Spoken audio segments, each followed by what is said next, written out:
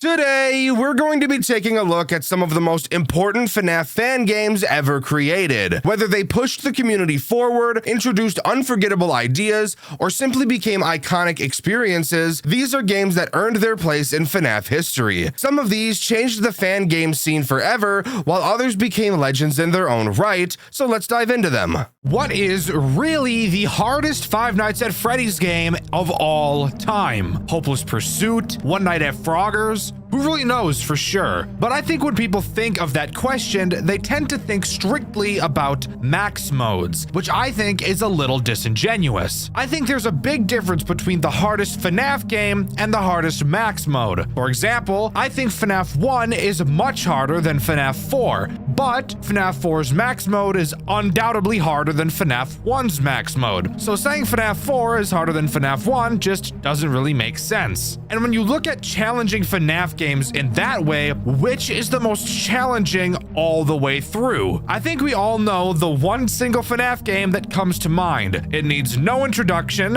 and I've been getting asked to play it for over a year at this point. That game is Post Shift 2 pre-patch version 1.0.0. I never wanted to make this video, yet here I am. This is by far the longest, most painful video I have ever made. So shut up, relax, as we jump right in to Post Shift 2. Before we even start talking about Night 1, there's something I need to get out of the way. I'm sure everybody already knows, but this game is literally massive. So big, in fact, that the developer had to export the game in 2 separate files since the entire thing couldn't be exported in one. Another thing I want to get out of the way really early is that I'm going to be very negative in this video. What else is new, right? But I do want to make it clear before I even say anything is that just because I say mean things about this game doesn't mean I don't appreciate it. People call it the hardest FNAF game ever made, even knowing that there are a whole lot more that are more difficult. This game earned that title for a reason, and it's not because it's a bad game. It was made by one guy over the span of 3 years. That is impressive, and this game is impressive. All right, now that I got that out of the way, and we know Reddit is going to ignore it when they bitch and moan about me not stroking the dick of every game I cover, we can actually start talking about the game the way I would any other game. Let's just start off by talking about the sheer size of the map in this game. The first 3 nights take place in an area of the game called Aisle 1. Apparently, just staying in the office with our feet nailed to the floor was just too easy. So now we have to walk around the whole fucking building as slowly as possible. I'll get to that in a second. Let's go over the room that we'll actually be starting in first. It's called the souvenirs area, and it's completely worthless as pretty much nothing happens here. However, it is in this room where we're greeted to hands down the most terrifying thing in this entire game. This massive fucking text box. This text box right here is how the game explains its mechanics to you. No phone call, no figuring it out for yourself, just dropping a goddamn novel on you and expecting you to read the whole thing. You might think to yourself,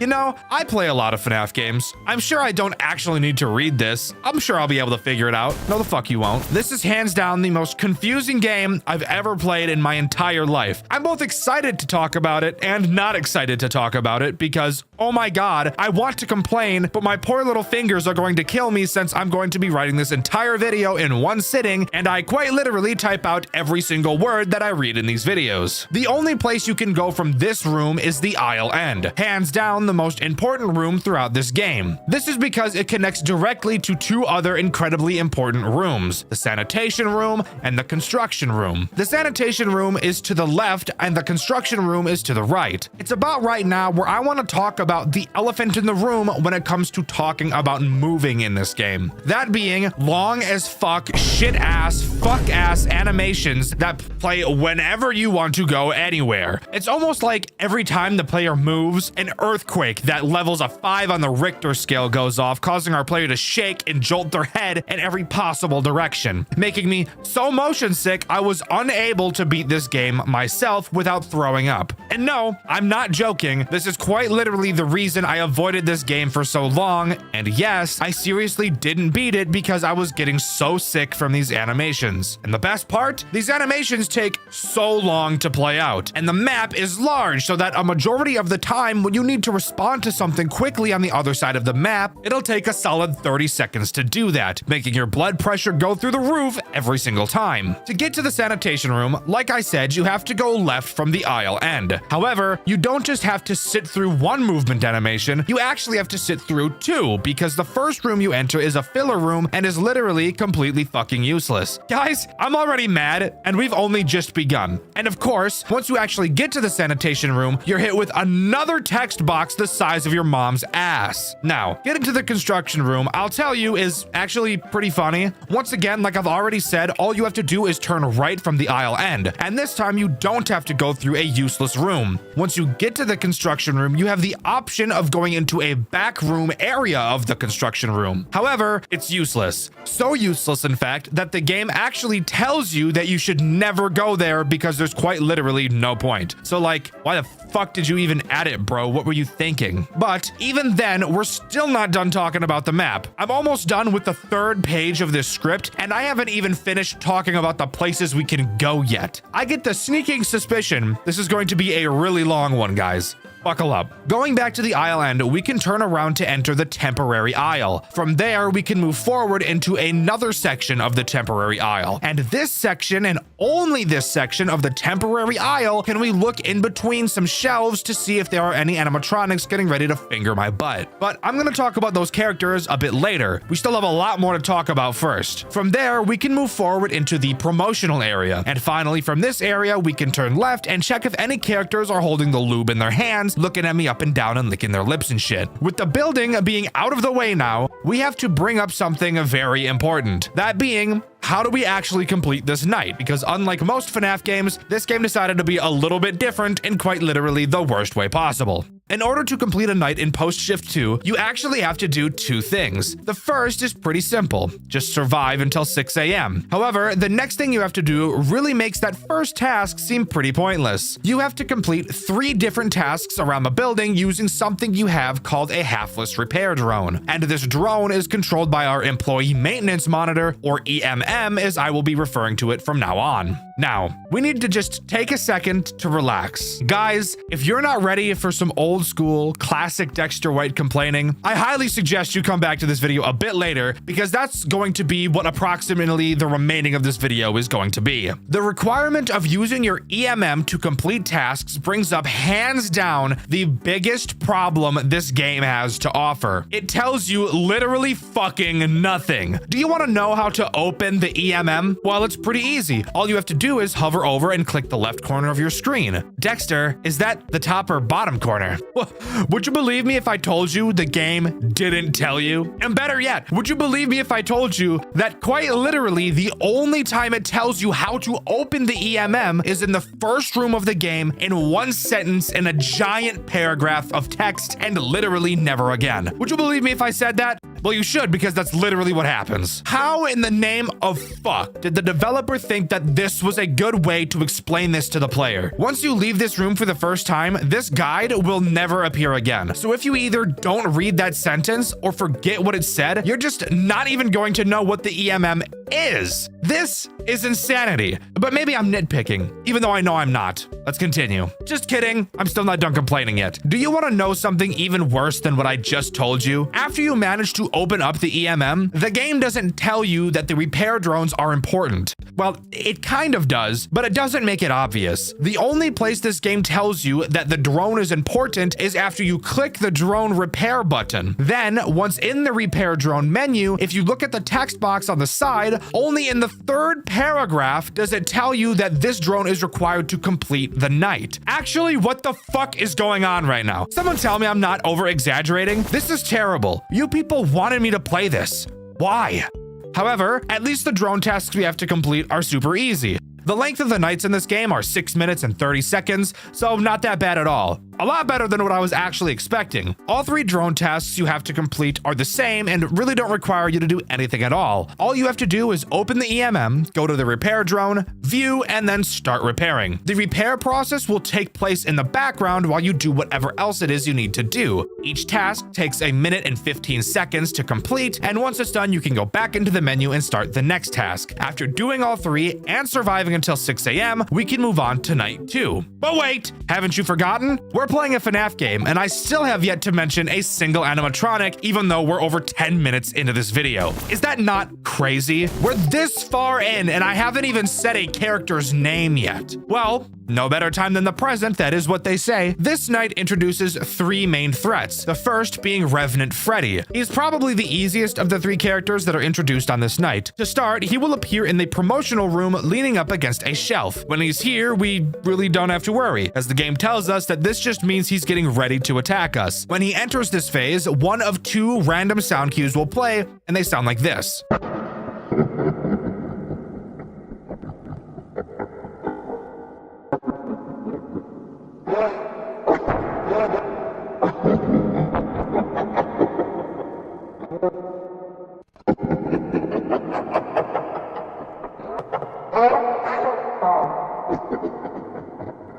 Now we get to talk about how stupid the rest of the way Revenant Freddy attacks really is. Once Revenant Freddy decides to attack us, he will move to the other part of the promotional room, that part being that direction I told you that you can turn in a bit earlier. Once Revenant Freddy is here, that means he's about to kill you. However, for some reason, he plays no sound cue when moving into this position. You know, the position he gets into that actually matters. Yeah, you just have to figure that part out by yourself. Sound cue for something retarded? Yes, please. Sound cue for something important? Nah. Now we get to talk about something else that is incredibly frustrating. That being how to deal with him. The way to do it is simple. Just go to the aisle end, open the EMM, select a drone. No, not the repair drone. This is a different drone. And then target Revenant Freddy and send it off. The actual problem with this is a common recurring theme this game has. Literally never telling us fucking anything at all. In order to learn that this is what we need to do, we need to open the EMM and then click on the drone to read 3 paragraphs. And that's not the end of it. In these 3 paragraphs, where exactly it explains Revenant Freddy is probably a total of 1 to 2 sentences long. What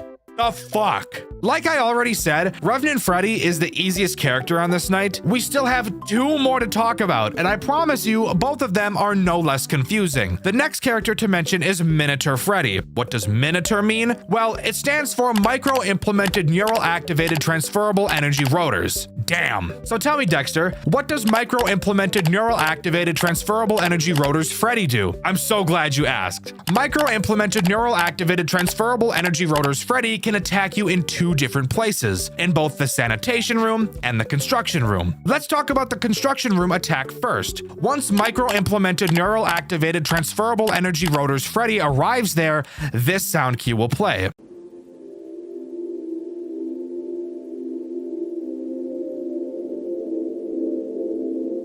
Once that sound cue plays, we need to drop everything we're doing and go to the construction area just so that we can watch Micro-Implemented Neural Activated Transferable Energy Rotors Freddy climb out of a hole in the floor. Once Micro-Implemented Neural Activated Transferable Energy Rotors Freddy climbs out of the hole, a 15-second timer will appear on the screen telling us to go to the promotional area. If you don't get to the promotional area by the time that timer runs out, Micro-Implemented Neural Activated Transferable Energy Rotors Freddy is going to butt bang us, and we just don't want that at all. Once we get to the promotional room in time, we will survive the attack for some reason. I don't really know why this makes us survive, but it does. Cool. Now, what about the other attack that Micro-Implemented Neural Activated Transferable Energy Rotors Freddy can do? Once again, this attack happens in the sanitation room. Once he appears in this room, another sound cue will play letting us know he's arrived that sounds like this.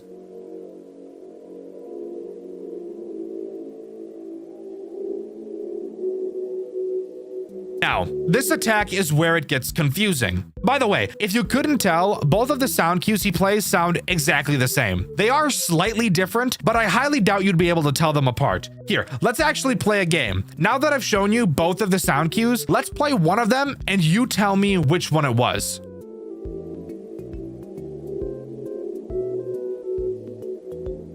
All right, did you make your guess as to which room that would mean Micro-Implemented Neural Activated Transferable Energy Rotors Freddy went to? Well, if you said the construction room, you'd be completely fucking wrong, because that's the sound cue he plays when he goes to the sanitation room. Anyways, once he's in the sanitation room and you get there, depending on how fast you got there will change the way this attack will play out. If you got there super quickly after the sound cue went off, when you open this vent, he'll look like he always does. Show up a little later, and for some reason, he'll have a rabbit ear. Why? I really don't fucking know. And if we wait a really long time before opening the vent, he'll look like another character we'll mention later, Revenant Bonnie. Why does he literally transform into another character? I actually have no idea. It makes no sense at all, but let's just deal with it. After seeing which version of micro-implemented neural activated transferable energy rotors Freddy we got, we'll have to open up the EMM and answer 4 questions. These questions being, does your Minotaur have a rabbit ear yet? Does it reside within the cleaning area currently? Does it almost look like a completely different character? And would you like us to revert the Minotaur's form? Obviously, depending on which version of micro-implemented neural activated transferable energy rotors Freddy that appeared, we will have to answer these questions differently. But if we answer them all correctly, then micro-implemented neural activated transferable energy rotors Freddy will leave and we'll be safe to continue doing what we were doing. And by the way, don't worry, I'll stop saying the full acronym now. I'll just be calling him Minotaur Freddy from now on. Now we get to talk about the final and most annoying threat this night introduces, Minotaur Foxy. Holy shit, this guy actually sucks so bad it's hard to breathe just thinking about him. Minotaur Foxy, like Minotaur Freddy, can attack from 2 different places. He can either go to the promotional area or can go to that special place in the shelves we can look through in the temporary aisle. In both locations, you have to deal with him in the same way. It's just finding him that's the problem. Speaking of, once he spawns, he'll play this sound cue.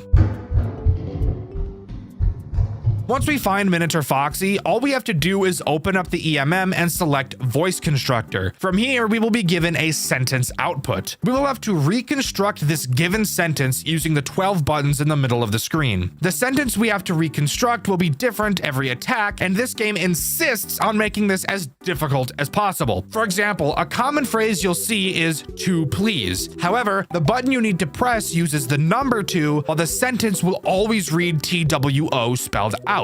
It's confusing for the sake of being confusing, and I fucking hate that. Also, I'm sure it's obvious, but none of the ways we defend ourselves from characters in this game make any sense at all. I'm not going to waste your guys' time by talking about how they don't make sense every time we bring up a character, but just know I do think they're all stupid. Also, just one more thing I want to complain about before we move on. This game tells you that the stupid shelf place exists and that Minotaur Foxy can appear there literally in 1 sentence in the middle of a text box in the tutorial. This is by far the biggest problem this game has. I know I've said it a lot, but it just doesn't fucking tell you anything at all. One more thing I have to mention before we move on are the bonus objectives in this game, because of course this game has those. 2 of the bonus objectives on this night are quite literally impossible to miss as long as the night is completed. Those tasks being survive Revenant Freddy twice and survive Minotaur Foxy once. And that will always happen on the first night, so you don't even have to think about it. The only other 2 tasks on this night can be failed, however, it's pretty unlikely that you will. The first requires us to beat the night optimally, and there's actually something in the night that tells you how optimal the night has been so far. And the way you keep it optimal is just by doing the drone tasks as fast as possible. The only other objective on this night is completing the night at 6 a.m. with less than 10 excess seconds. This is referring to the fact that after you reach 6 a.m., the night won't end until you finish your tasks. Once you reach 6 a.m., the game will start an excess seconds timer. So as long as you complete all 3 of the drone tasks before 6 a.m. happens, then you'll complete this objective, which, considering the tasks only take 1 minute and 15 seconds and the night is 6 minutes and 30 seconds long, this really shouldn't be a problem.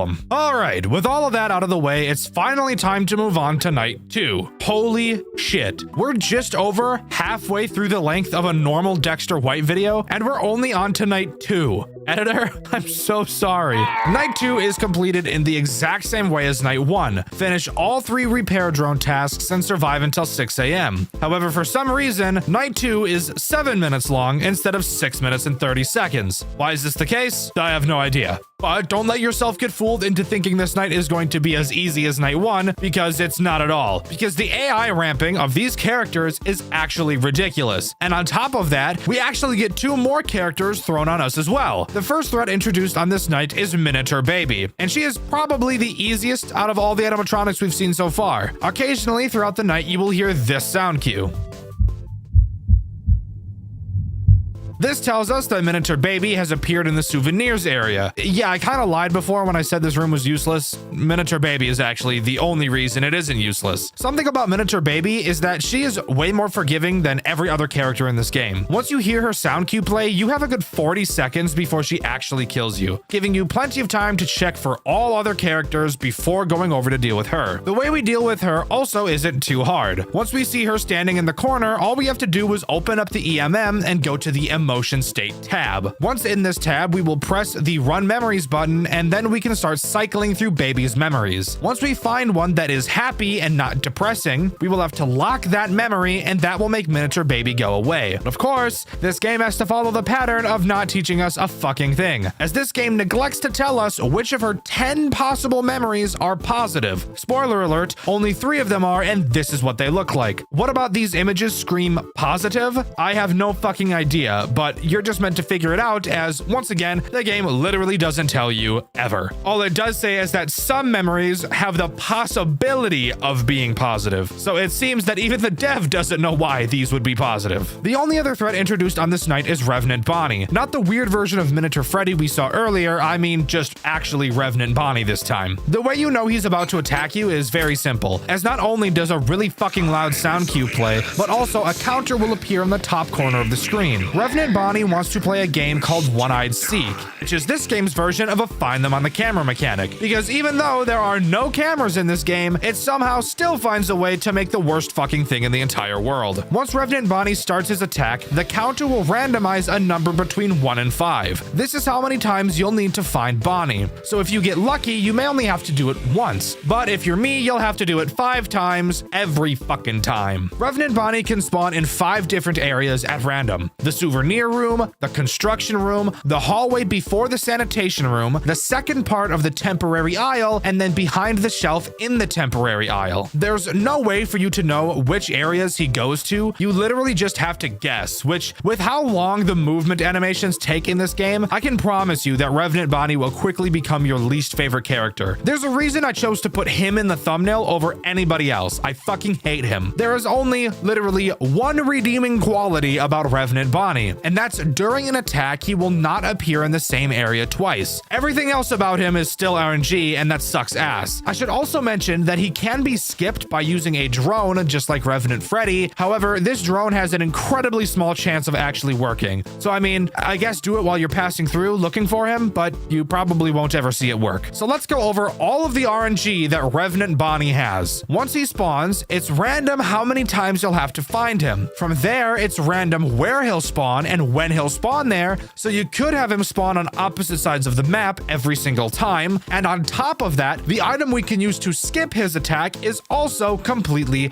random. This is amazing, guys. What a skill-based FNAF game. This is definitely a hard game and not just total RNG. And of course, now we get to start talking about the bonus objectives. The first one to get requires even more RNG, that being luring Revenant Bonnie away with the drone, which I just mentioned is incredibly rare to ever happen. So that's just awesome. The next bonus objective is finding both Revenant Freddy and Miniature Foxy in the promotional area. This is also RNG, since the Miniature Foxy only has a 50% chance to appear in the aisle shelf area instead of the promotional area. So yippee, we're gonna be here for the rest of our lives. The last 2 bonus objectives just require us to play like complete dog shit. The first has us complete the night with a lacking efficiency level, meaning that we just need to do the repair tasks really fucking slowly, and the second task being beating the night after we reach 6 a.m. So just let the clock reach 6 a.m. and then finish your last drone task. Though these 2 objectives will probably be completed at the same time. Anyways, let's move on to night 3, shall we? The way we beat this night is exactly the same as night 2, so I won't touch on that. But there are another 2 characters added on this night, bringing the total up to 7. Fucking awesome. Love it. The actual threats introduced on this night are Remnant Chica and Remnant Foxy. And before we actually talk about them, I want to bring up something that confused me. For some reason, both Freddy and Bonnie have the name Revenant, while Chica and Foxy use the word Remnant. Why is there this change in their names? I don't have any idea, and from what I read on the wiki, it's not explicitly explained, so we're just gonna ignore it, and if I misspeak for the rest of the video and don't notice, I just don't give a fuck. But if you guys want to have fun, take a shot every time I mess it up. So let's talk about Remnant Chica first, since she's by far the easiest, but that doesn't exactly mean she's easy. And for those of you who have played this game before, you know exactly what I'm talking about. Remnant Chica spawns in the construction room, but in the back area of it. Yeah, you know, that area of the construction room that the game itself told us we should never go to because it's useless. Usually I'm the one lying in these videos, but for some reason the game is the one doing the lying this time. Regardless, when Chica spawns, she will make this sound cue. Lighting alteration detected at construction area. Once we hear this sound cue, all we have to do is go to that corner of the construction room and stare at the hole in the floor until we see a yellow flash, which, yes, by the way, of course it's random how long this will take. Then after we see it, all we have to do is run back to the aisle end and launch a drone to distract her. So she is basically just Revenant Freddy in a different area. The only reason she's more frustrating than Revenant Freddy is because of where she's located. It takes so fucking long to get over there and so fucking long to get back that if literally any other character spawns while you're dealing with her, you are pretty much guaranteed to lose. The only other threat introduced on this night is of course Remnant Foxy, who, would you believe me, also uses that funny little area in the construction room that the game told us itself was fucking useless. Isn't that just revolutionary? I'm gonna make a FNAF game where the phone guy just fucking lies about how to deal with characters. I can just see it now. 5 Nights with Dxtr, where we have a phone guy tell us to close the door on a character, but what we actually have to do is cup our hands below our bare ass, squat down and take a shit in them, then play patty cake with the animatronic at our door. Except we're not gonna tell the player that's what we actually have to do, and we're just gonna hope that they figure out there's a poop patty cake button that's invisible in the corner of the screen until you hover over it with your mouse. God damn it, I hate this fucking game! Anyways, when Remnant Foxy spawns, he'll play this sound cue.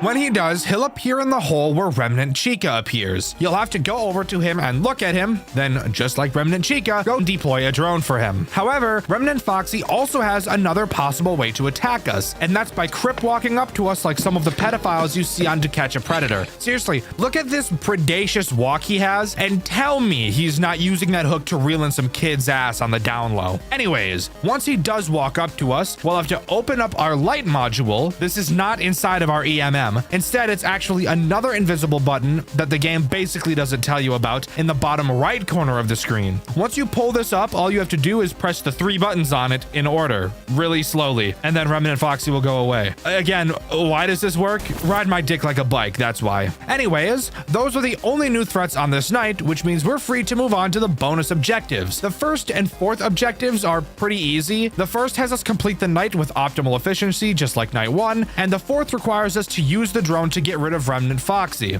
By the way, this has a typo in the menu, so that's cool. The other 2 threats are pretty unique, however. The first tells us to use input lag on our monitor for 3 minutes during the night. I'll talk about that one in just a second because it's really fucking weird. So let's talk about the other one first. The other one being view Remnant Chica before she attacks you. Now, of course, while I was explaining her mechanic, never once did I say that you actually see her, and that's because you don't. However, once you get back to the aisle end, before deploying the drone, you can actually turn around and see Remnant Chica standing behind you. This is all you need to do. So not very difficult at all, but it's kind of cool, I guess. Anyways, now we can talk about the input lag objective, which is really weird. I've neglected to mention something pretty important up until this point, and that's that the EMM actually has a battery life. And the more you use it, the more it decreases because that's just how power works, dumbass. Input lag is a special mode you can put your EMM into that causes your EMM to use less power throughout the night. However, at the expense of your mouse just teleporting somewhere random around the screen at random whenever it feels like it. I've not mentioned this input lag option before either because it's like completely fucking useless, but the objective forces us to use it for at least 3 minutes throughout the night. It actually sounds a lot worse than it actually is, and it makes our shit drain less power, and with how much you'll be using it during this night, that's actually much more helpful than it is hurtful. But with that, we can move on to night 4 and the second part of this game, because if you remember like 800 years ago, I mentioned that this game was too big to fit into a single game.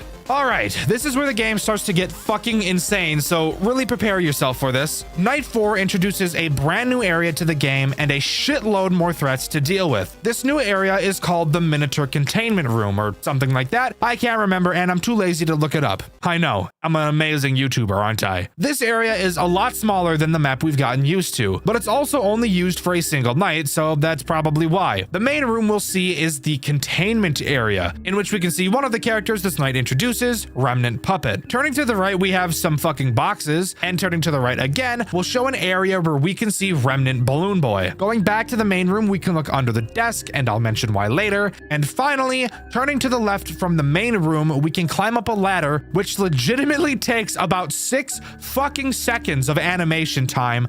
Oh my god. And once we're up here, we have our main view of the place, and we can turn around to look at more fucking boxes. Now we can talk about how we beat this night. Well, that's pretty easy because all we have to do is survive until 6 a.m. Oh wait, I'm sorry. Did I say 6 a.m.? We actually start at 6 a.m. on this night, and for some reason we have to survive until 12. It doesn't really change much, but just thought it was something I should point out. And now is when I have to tell you the news that is going to make your penis burst like a balloon. There are 8 new animatronics on this night. Technically, a few of them we've already seen before, but of course, since we're in a new area, they do something completely different. 8 fucking characters, all brand new mechanics, and I have to learn them. That's it. I'm done. Fuck it. I'm done.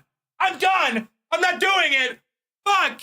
Damn it. Not really, of course. Just look at the length of this video. We've still got a long way to go. So let's just rip the band-aid off. So let's start by talking about the most important tool at our disposal during this night, that being the simulation monitors that we can view in the main area. Inside of this simulation is where 4 of the characters are active, these characters being Miniature Baby, Miniature Freddy, Miniature Balloon Boy, and Miniature Ballora. I'm going to talk about all of these 4 characters at the same time since they all pretty much do the exact same thing. Occasionally, any of them inside of the simulation may become pissed off about who knows what and ask you for something. On the side of the screen, you will see we have an inventory of 5 items. So if a character asks us for pizza, for example, then we have to click the pizza to give it to them. And yes, all of the characters in the simulation are humans, but if we fail to give them what they want, they will appear right next to us as animatronics and rail us from the back while using our ponytail like a handle. These 4 characters don't have any sound cues for when they're upset. However, that's where this virtual discontent percentage comes into play. For each character, whenever they get mad, they will increase this percentage by 25. This is how you know you need to go deal with one of them. Not very hard, but they're really just a problem because of the goddamn animations we'll have to deal with. Now we can move on to talking about the 4 remaining animatronics that are always physically right next to us. Let's start by talking about the easiest, that being the Miniaturinas.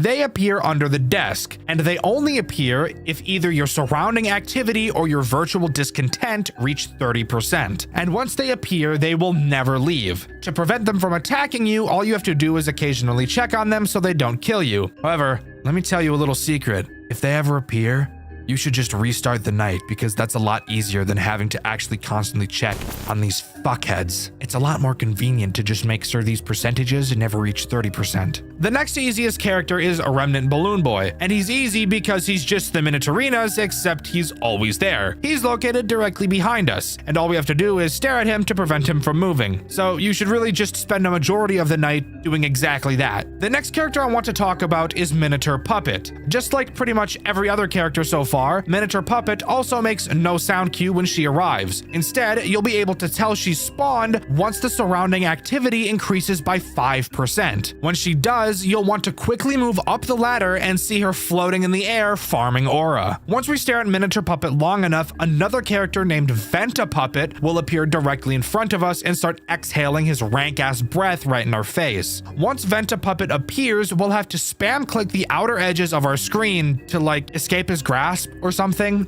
I really don't know. And once we do that enough, both of them will leave and our surrounding activity will return to around 10%. And finally, we only have one more threat to talk about, and that is Remnant Puppet. She is by far the most difficult character on this night, so let's just get her out of the way. She will appear on the main monitor directly in front of us, and using this monitor is how we track her location. In stage 1, the monitor will say observe. In stage 2, she will get closer and the monitor will say its name like vowels when there's an E at the end of the word. What? Am I retarded? Bro, I must be losing it. I've been staring at Google Docs for too long because what the fuck did I just write? However, stage 3 is when things get bad. The monitor will change to say I am above, and it's at this time where we need to click the screen a fuck ton of times until the text Y/N shows up. Multiple times means like fucking 30, by the way, so get ready to break your mouse in half. Once the YN text appears, you have to press Y and then move up to the top area of the map. Then we have to turn around and watch the puppet crawl behind the box back into the 9th circle of hell where it came from. And that's it. I said she was the hardest, but that's really just because of how quickly you have to click about 7 million times. With all of the threats out of the way, we can move on to the bonus objectives. And thankfully, 2 of them are super easy. The first has us escape Venta Puppet, which is literally required to beat the night anyways, so that's cool. And the second is dying to Remnant Puppet, which is also not hard. However, the other 2 objectives on this night are actually pretty fucking hard. The first being getting no errors while doing the simulations. That means you can't mess up and give an unhappy character the wrong item,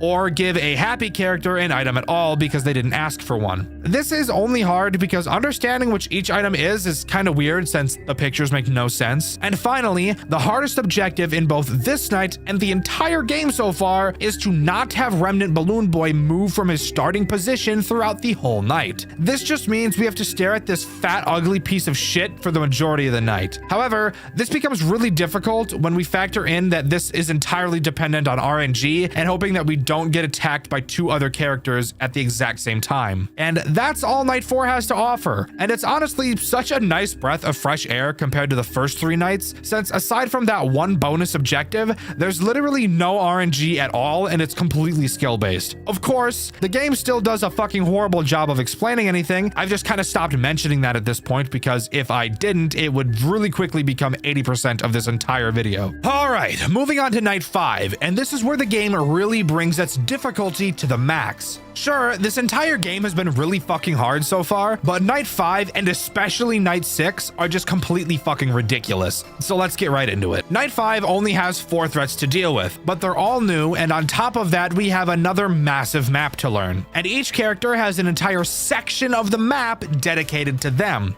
And of course, the game still makes us read a book to understand anything, except the book might as well be in fucking Hebrew because I have no idea what any of it means. The map layout is pretty simple. We have one main hub area, and then in each direction is one of the characters' areas. To the north we have Freddy, to the east we have Chica, to the south is Bonnie, and west is Foxy. And yes, if you were wondering, there are incredibly long hallways leading to each area, and yes, the animations that play between them are long as dick and balls. The way we complete Night 5 is by doing 2 tasks. The first being surviving until 6 a.m., which for some reason takes 8 minutes this time. I don't know why time keeps warping in this game, but it does. And the second is completing something this game calls Insta Orders. What are Insta Orders, I hear you asking? Well, don't ask the game because it does a dog shit, horse shit, human shit job at it. So let me just tell you instead. Now, Insta Orders are really fucking stupid. You can do them throughout the night, but you really shouldn't. The game only needs you to complete 1 to finish the night, but the order has to be completed after you hit 6 a.m. And doing them during the night literally provides you no benefit aside from wasting your time. So just like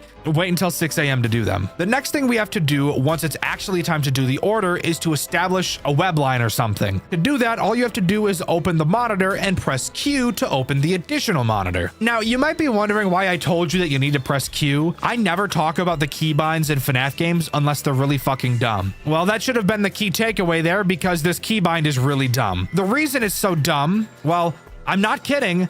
The game quite literally never tells you about the additional monitor. It's not even hidden in some random paragraph. I read all of it. It literally doesn't tell you. You're just supposed to figure it out. Anyways, once you figure that out, open the webline menu and just wait for the connection to be established. The reason we need to do this is because if we don't have a secure webline, then the game can actually give us fake progress on our Insta orders, which would mean that we could think we're making progress when we're just not. So that's fun. Always establish a connection, kids, especially with your runaway deadbeat dad. After we establish the connection, we just press the Insta order button and wait for it to be done. After that, we should complete the night. However, something I should mention about both establishing a connection and completing an order is that the amount of time it takes for these actions to complete are completely fucking random and could take forever if you get really unlucky. And you can't close the monitor while these things are happening. So if an animatronic spawns during it, you will just lose.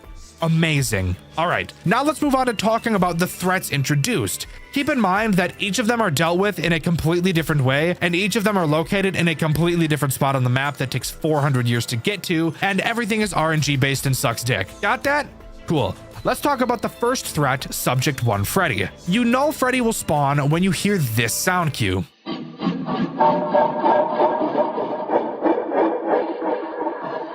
Once we get to Freddy, we will see him playing the piano like Beethoven. I think Beethoven played the piano. I don't know. That could be wrong. I really don't know. All we have to do is open up our monitor and select Song Data Bank. From there, all we have to do is correctly select which song Freddy is playing. He will be playing one of 4 songs, and of course, there's no way to know which one is which unless you already know them. I'm not gonna waste your time playing all of them for you, but just know that this is some bullshit trial and error. Once you choose the right song, Freddy will fuck off. The next threat we're going to talk about is Subject 2 Foxy. The way he works is pretty interesting, but that's because he has 2 forms of attack. The first is really easy and is literally just Freddy, but easier. You will hear a sound cue that will play a random hertz number. 440 hertz. Once you hear it, all you have to do is go over to Foxy's curtain, open your monitor, and go to sine waves and press whichever hertz number you heard. His other attack, however, is where it gets interesting. Once again, you will hear a sound cue, except this time it will just tell you to go to Foxy's stage. Foxy aggression detected. Move to Foxy's stage.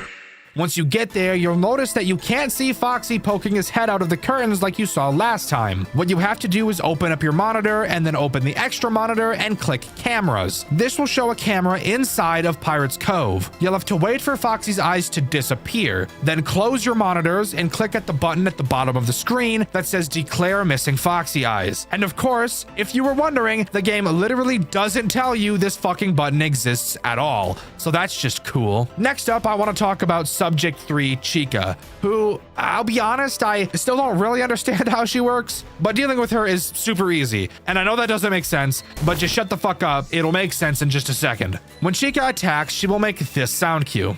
Power is now being routed to stage 3. Once she does, all you have to do is go over to her section of the building, open the monitor, select override power, and then press cut, and this will make her go away. That's literally it. You might be wondering how I'm confused about that if I just explained it, but lucky you, that's what this next part of the video is all about. The reason why Chica confused me so much is the unbelievable amount of other shit that we can do to interact with her. To start, you can use oxygen removal, which will prevent Chica from killing us for 90 seconds, but will also force us to wear our mask, which, by the way, I know I haven't mentioned, but shut up, and we'll have to wear that mask the whole 90 seconds. We can also use something called a temporary fix, which will make Chica literally disappear for the rest of the night. However, from that point forward, every hour in game has a 1 in 4 chance of killing us immediately. We can use something called Prevent, which will stop Chica from ghosting for 120 seconds, but as a result, she'll become more hostile. And if you don't know what ghosting means, me too, bro. What ghosting means is that she'll just damage your mask. You might ask how we know that she's damaging it, and when she damages it. Maybe there's a sound cue, maybe there's a... Nope! The game just doesn't fucking tell us, so I have no idea, and I can't answer that question. So my main question is just, why the fuck does all this extra shit exist? You literally don't have to use any of it. Dealing with Chica is so simple, there's actually no point in using any of it at all, and in all honesty, we'll probably end up making the night more difficult if you do, rather than just dealing with her normally. And finally, we get to talk about my least favorite character, Subject 4 Bonnie. Easily the most confusing character in the entire night. Except unlike Chica, he's confusing because it's actually him who's confusing, and not all of the mechanics. Bonnie is pretty much just Freddy, but a little bit different. Where when you're dealing with Freddy, he'll play one of 4 different songs. Bonnie will instead play the same song with just 4 different versions of it. If that was confusing, that's what I meant. His song sounds like this.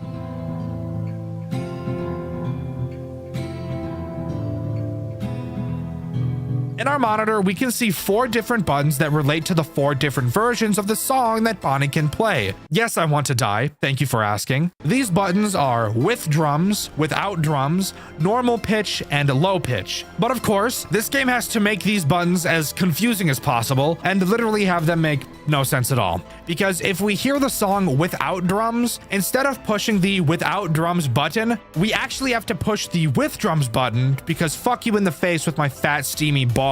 And of course, if we hear the song playing with drums, we have to push without drums. If we hear the song playing in a low pitch, we have to press normal pitch. And would you believe me if I told you that if we hear the song playing in a normal pitch, that we also have to press normal pitch, making the low pitch button literally completely fucking worthless. What the fuck is going on? What could have possibly been going through the dev's mind when creating this aside from black tar heroin? And of course, we don't get to hear the normal version of Bonnie's song at any point. So you just have to guess what the fuck low pitch and with and without drums even sounds like. So more trial and error. Hooray! However, there is one way to prevent Bonnie from being able to attack you by using a deterrent plush. It can only be placed when Bonnie isn't active, and you do this by going up to a stage and just placing it there. This will prevent him from spawning for 30 seconds, and with each subsequent place, it will become less and less effective before it just doesn't work at all. Before we move on, I need to complain about some bullshit that makes my dick hurt. If we look at the top corner of the screen, we'll see 3 percentages. Just ignore oxygen and condition because you're not even going to notice them, I promise. What matters is attention. Attention will increase whenever you do literally anything. Pulling up the monitor, moving around, doesn't matter. It will increase. If at any point this meter reaches 15%, all of the animatronics will become much more aggressive. And with it taking 9 fucking seconds to move between rooms, when they're this aggressive, you're going to lose every single time. And the best part? That is never once explained by the game. It never tells you that reaching 15% is basically a game over. It only tells you to be wary of your attention meter. What kind of fucking tutorial is this? Are you retarded? This is the equivalent of when AAA studios test their games on top of the line equipment and then release a game that nobody can play because they don't have a $12 million supercomputer. God damn it, bro. Just explain shit better, for the love of fuck. Now let's move on to the bonus objectives. 2 of them are pretty damn easy. The first has us encounter Chica while she's ghosting. So just like enter her room a bunch and you'll get it. And the next one is completing the night with optimal mask damage or whatever. Just use the mask as little as possible and don't use it while Chica's ghosting. Pretty easy. The next objective is a little bit harder. That being completing the night without the plushie losing its effectiveness too much. That's referring to the Bonnie plushie, since I haven't mentioned another plushie, you dumbass. You can get away with using the plushie 3 times throughout the night before you lose this objective. So just like only use it 3 times. The final objective is kind of the hardest one, just a little bit different. Something I haven't mentioned during this night are the 2 specials that you can activate on your additional monitor. Both of them can only be used once during the night, and this final objective has us complete the night without using the second life special. The second life special is just a second life. If you die, you'll respawn, but the clock will be set back by a single hour. So not doing that is pretty easy. Just don't do it. I'll mention the other special since we're talking about them, even though they don't affect this objective. It's called silent mode, and it just makes no percentage be added to our attention for 35 seconds. Yeah, always use this one. There's no downside to it. All right, it's time to talk about the single reason why I never wanted to cover this game, Night 6. Night 6 has a whopping 18 fucking animatronics to deal with, and they're all bullshit. And on top of that, the tutorial screen before this night is 5 fucking pages long. Oh my god, I don't want to read all that. But I'm making this video, so obviously I read all of it, or else I wouldn't be able to tell you what you have to do. Let's start by talking about the map. Thankfully, the map is only 1 room. I was thinking it was gonna be fucking massive, but at least that's something I don't have to worry about. The way we complete this night is by surviving until 6 a.m., but that's not it. Even after we get to 6 a.m., we still have to survive another 200 seconds, making this night a total of 12 fucking minutes long. Oh my god, kill me. On top of that, we have to do another insta order, except just like the last one, we can't do it at all until the survival task has been completed. Amazing. However, I do actually have some good news for you. This night is split into multiple sections, and 3 of those sections have checkpoints, so not all hope is lost. But don't let that fool you. This is by far still the hardest night in the entire game. The first section is from 12 a.m. to 2 a.m. and has us go up against the subject animatronics from night 5. Section 2 is from 2 to 4 a.m. and has us go up against Remnant Puppet, Miniature Puppet, Remnant Balloon Boy, Remnant Ballora, Miniature Baby, and Miniature Balloon Boy. So yeah, pretty much just everything all at once. I love it. After beating this section is where we get our first checkpoint. Then we move on to section 3, which is from 4 4 to 6 a.m. and has us deal with Revenant Freddy, Revenant Bonnie, Remnant Foxy, and Remnant Chica. And after this section, we also get another checkpoint. And finally, we move on to section 4, which is just those final 200 seconds, which have us defend ourselves from 2 new threats called Revenant's End and Amalgabot. I'm not excited for those two, but we'll talk about them in a little bit. Let's start with section 1 and Freddy.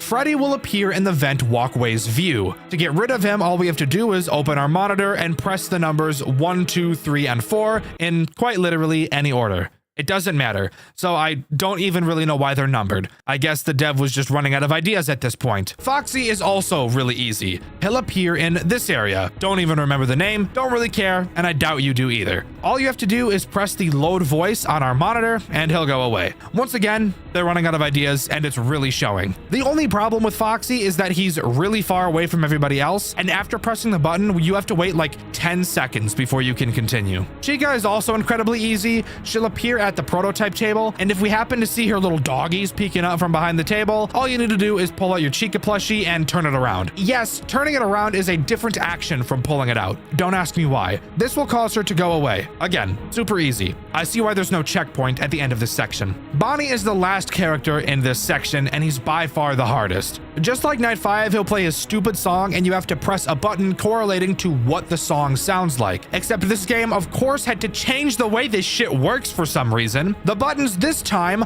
are normal pitch, low pitch, with drums, and glitched guitar. Except unlike last night, where we had to press the opposite button most of the time, this time we actually have to press the correct button because fuck you. This section also mentions 2 additional characters, Golden Freddy and Shadow Freddy. However, I'll talk about Golden Freddy later since he's always active, and from what I could tell from watching a few different playthroughs of this game, because again, I was unable to do it for myself without getting very sick. I never once saw anybody see Shadow Freddy, so I'm just gonna assume he's bugged.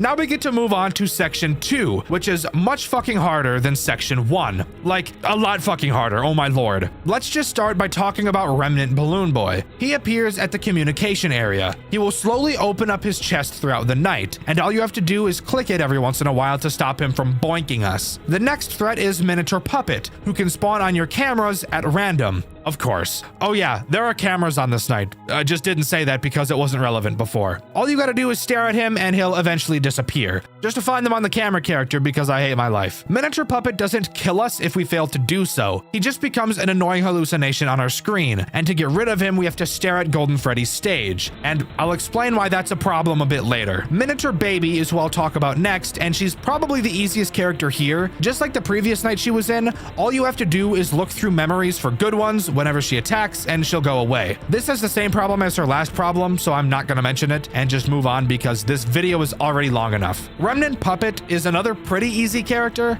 He only spawns on camera 5, and if you ever see him there, just press the button in the corner that changes the camera position and he'll go away for some reason. Since you'll be checking for the other puppet all the time, this guy really shouldn't be a problem. The next character I want to talk about is Miniature Balloon Boy, who is just really fucking annoying. He will want to play a game called Hide and Listen. Not quite the name of the game, but he tried his best. When he wants to play it, you have to hide under the table with him. Once you hear him leave, you can get out from under the table, and congrats! You've just played the most boring game of all time. The final character during this section is Miniature Ballora, who is pretty much just Foxy from the first section. She appears in the same area, except instead of pressing one button, we have to open the side panel and press a different button. Oh, wow. Section 3 is where it starts to get fucking insanely hard. Revenant Bonnie is probably the easiest, so let's start with him. He spawns at either the Foxy Ballora place or on Golden Freddy's stage. For both of these, all you have to do is open your camera and launch a drone to distract him because his autistic interest is drones, and that's it. Revenant Freddy is the next character I want to talk about, and I'll be honest, compared to like all of the other characters on this night, he is so much more complicated for like no reason at all. When he spawns at the prototype table, he will be playing music. You have to listen for when his song plays 2 of the exact same notes. When he does, you'll have to use those Freddy buttons from earlier, except instead of pressing them in any order, you have to press them from largest to smallest. After doing so, you then need to open the camera and reset the song from there. Why is that reset song button in the cameras instead of the monitor? I literally have no fucking idea. I really just want to be done writing. I've been doing this for the last 5 hours. I'm not even joking. I've been scripting for the last 5 fucking hours. The script here, you see, look, that's what I said, oh wow, and then I told the editor to put this video right here, isn't that cool? And we got a cat down here. Sup, kitty? Yeah, you heard that? That was her saying, it's some fucking bullshit, stop writing. I'm like, bro, I wanna. Damn. Remnant Foxy is super similar to Freddy because he's also complete bullshit. He will spawn under the table, and when he does, we also need to get under the table with him, I guess. I don't know why. From there, we need to open the cameras, which will now for some reason display his memories instead of cameras. What the fuck is going on? Once there, we need to select a negative memory, and that will scare him away. Do you got all this? I hope so, because if you don't, you wouldn't be able to play this game for yourself, because I had to extract this shit from mountains of text. Meanwhile, I'm just spoon feeding it to you. The final threat in this section is Remnant Chica, who is probably the easiest. She works the same as Subject 3 Chica. When you see her, just show her the plushie and she'll leave. The only actual problem is that you need to be really fucking fast when she spawns. And finally, we can move on to talking about the hardest section throughout this entire night, with the characters Revenant's End and Amalgabot. Let's start by talking about Revenant's End, since he is by far the most difficult and leaves a sour taste in my mouth, and I really just want to forget about him. Revenant's End has 3 different ways to attack us, all with different ways of dealing with him. The first place he can attack is in an elevator I've just not mentioned so far. When you get to the elevator, you can open the doors to see if he's there. If he's not, you'll see 2 plushies. If you actually do see him, you'll have to close the doors, wait 3 seconds, and then reopen them. Repeat this until you see him standing up, and then you can walk away. The other 2 ways he can attack are pretty much the same. The first has him spawn near Golden Freddy. We need to turn to the vent view of Golden Freddy's stage and play a voice lure from the monitor to lure him away. Once he's there, we get rid of him in the exact same way that we get rid of him in the third way. And the third way is having him just spawn next to the vents themselves. When he does, 4 buttons will appear in the corners of your screen, and you need to press them in a Z pattern to close a mask over your face, which will scare him away. Amalgabot also has 3 different ways to attack, and from what I could tell, he always seems to attack right after Revenant's End. The first attack is really easy. He spawns by the communications post, and all you have to do is put your mask on, and it'll scare him away for some reason. The second way he attacks makes me want to kill myself. He'll spawn at the table, and we'll have to open up our cameras and search them until we find a stop music button that appears on one of them at random. I'm sure you can tell why I don't like this attack. We have to spam click this button until it disappears, which, yes, by the way, is entirely luck-based, and then he'll go away. His final attack is pretty much exactly the fucking same. He'll spawn under the table, and we have to go under there with him. From there, we have to open the cameras and find another randomly spawning button and click it, and he'll go away. Great. More RNG. Love it. And of course, now is the time that I should talk about Golden Freddy, who has been attacking us this entire time. He is obviously on his stage, and every once in a while his music will become unstable. When that happens, we just have to go over to his speakers and decrease the volume, and you're done. If you were expecting him to be super ass and insanely interesting, you're probably disappointed, because that's literally it. You might be thinking that all that's left to be talked about is the bonus objectives, but you'd be wrong, because there's actually a fuck ton more during this night that the game quite literally never fucking mentions. To start, let's talk about the metric shitload of fuck in the top corner of the screen. Attention, oxygen, and condition are exactly the same as in Night 5, so we'll just skip those. The first real mechanic is power. It constantly goes down no matter what you do, but if you go to the communication table, you can increase it by 10% just by pressing a button and waiting. The next one is radiation exposure, which I've literally never seen anybody increase no matter what they've done, so I really don't know what to say about that. And once again, the game doesn't tell you either. And the final one is health, which will only ever decrease when Minotaur Puppet is doing her hallucination thing. That's why I don't like her, by the way. I could have said that when I was talking about her, but fuck you. Also inside of our monitor, we have 3 repair buttons that do literally nothing and 2 specials. One that gives us unlimited power for 30 seconds, and another that does the silent mode thing for 35 seconds again. So yeah, just use them both because they're good. Okay, I kind of lied about the repair buttons being useless. Repair leaks is actually useful. Occasionally at random, a gas leak will happen to drain our oxygen and kill us. So use this button to fix it. That's it. The other two are actually useless though. There is still a lot more shit, honestly. Like probably another 20 minutes of shit to mention. I'm not even kidding.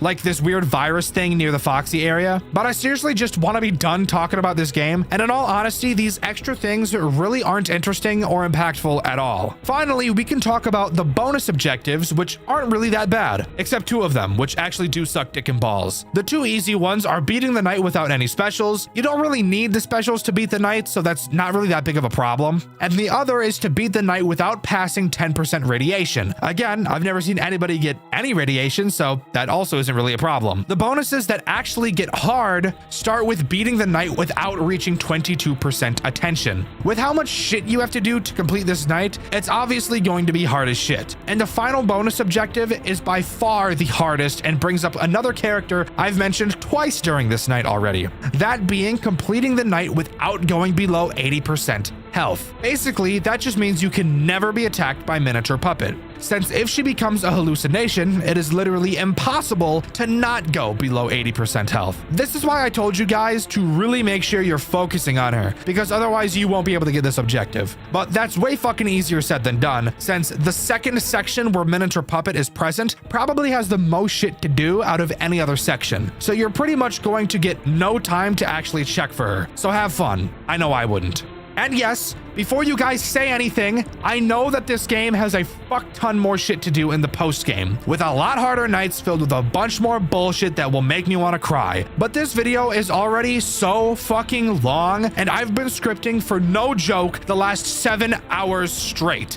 Yeah, when I told you I was done with 5 hours of scripting like 10 minutes ago, it actually took me 2 more hours to script from that point to this point. There was that much shit to look up. I need to be done. Plus, I don't want to hand my editor a long as fuck video. He's already going to hate me for what we have already. But if you really want to see me cover the rest of this game, which I promise will be another very fucking long video, probably the same length of this video, if not longer, then let me know in the comments below, and if this video gets enough views, then I'll gladly do it. But that's the main game of Post Shift 2 and what it has to offer. This game has the reputation of being the hardest FNAF game ever made, and while that's obviously literally not true, I can totally understand why people feel this way. It isn't just a max mode that's hard. It's literally the entire game, the whole way through. While I think this game is actually really cool as a concept, especially with all the post game and bonus objectives, which is the type of stuff I eat up, I can totally understand why this game has left such a massive mark on the community. What makes a horror game truly scary? Is it jump scares, atmosphere, build up? Well, of course, all of these things together and more is what builds up a horror game to be something amazing. But I think if I had to choose one word to answer the question, what makes a horror game truly scary, my answer would be realism. In order for your game to be truly scary, I feel like the player has to be able to connect with your game on a personal level. And what better way to make that happen than to make the environment around them feel real? The game we'll be talking about today, I feel, pulled this off almost perfectly. A Five Nights at Freddy's fan game that was able to capture the real feel of an office, an environment, and realistic means of self-defense in a situation that seems so dire you'd think you'd never be able to make it out to tell the tale. The game we'll be covering today is Freddy's Reanimated, the most realistic FNAF game ever made. Reanimated does not begin like most FNAF games tend to. This game opens to a dark void. We're told that when we die, we will be brought back to this void and that we won't be remembered. However, if we are to be remembered, what is the name we'd like etched into our headstone? And it's here where we can actually choose a name for our character. Afterwards, we're booted into the menu where we can begin the game. As the game begins, we're given a pretty eerie opening cinematic, something pretty uncommon with Five Nights at Freddy's games. It serves to show how we found the job online on a listing site to work as a security guard for 5 days in an abandoned pizzeria. Fantastic! I know myself personally would never accept a job that I know for a fact won't even last a week, but hey, different strokes for different folks, I suppose. With that, we're thrown into the first night where I can talk about hands down one of my favorite parts about this game. Loading into the office, we're hit with something crazy. This game looks real. The office looks like an actual office, with objects placed around that actually look like they should be there, not just a random assortment of items like we typically see in FNAF games. And the sound design is amazing. This game looks real, it sounds real, and I think that's one of the big reasons why people love this game so much. It tries to feel real. Watch for when he's closest. He can be tricked easily. What the fuck does that mean, bro? Holy shit. Oh my god. What the fuck? This looks sick. Of course, like most FNAF games tend to do, we have a phone call on each night to listen to. Instead of the usual where the phone guy at least sounds somewhat like they know what they're doing, the phone guy in Reanimated sounds baked out of his fucking mind. Speaking of which, the only reason we have a security guard job right now is because the place is being demolished soon. So we don't want any funny business going on at night. He tells us the basics of our camera. Who cares? That's my job. What he does say that's actually of note is that the building we're in has been abandoned for over a decade. And the only reason we're watching over it now is because the building is about to be demolished. And for some reason, they're concerned about funny business going on because of that. I have no idea what funny business is supposed to mean. My first guess was people breaking in to steal something, but then I thought, well, that doesn't make sense. People could have been stealing from this place for the last 10 plus years.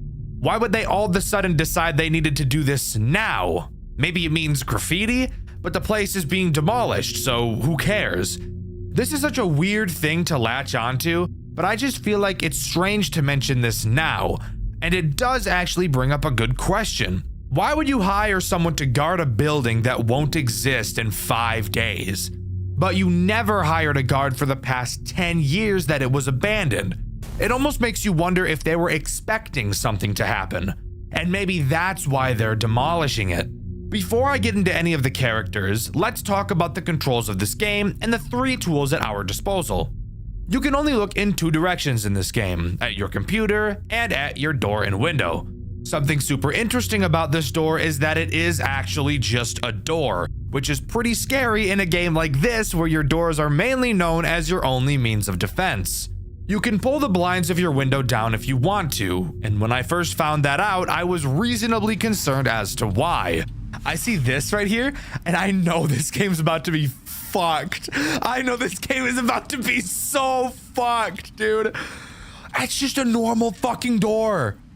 Bro, these motherfuckers gonna open the shit out of that thing. And we'll get into why in just a minute. But first, I really want to talk about the cameras and why they serve to be one of the most difficult things to deal with in this entire game. Upon looking at the cameras, you'll realize there's no typical camera map and buttons. Instead, there's just arrows at the bottom of the cameras that you can click to move from one camera to the next, fairly slowly. This is brilliant in 2 ways. With the realism approach that this game is taking. Looking at the surroundings, we can tell that this game takes place a pretty long time ago in 2013. We can tell this because of the confirm window at the beginning of the game being Windows 7 and the fact that the game tells us. But I just wanted to seem cool by pointing out that I knew what the Windows 7 UI was. Shut up. And yes, 2013 was a long time ago. I know for some of you it may not feel like it, but it was 12 years ago. That's older than some of my audience who, let's be honest, really shouldn't be watching my videos. Mom and dad, monitor your kids, fuckhead. Knowing this and knowing that the game is aiming to be realistic, opting to use a slow, outdated system like this is genius. Even if, yes, I think it's AIDS and very annoying. However, once we start talking about the way this game plays, I'll bring up why I think the way these cameras are set up is needed. Anyways, on to the reason why I think this is as annoying as it is. Mainly because it's not consistent in one way that I would expect it to be. There are 9 cameras in total to surf through.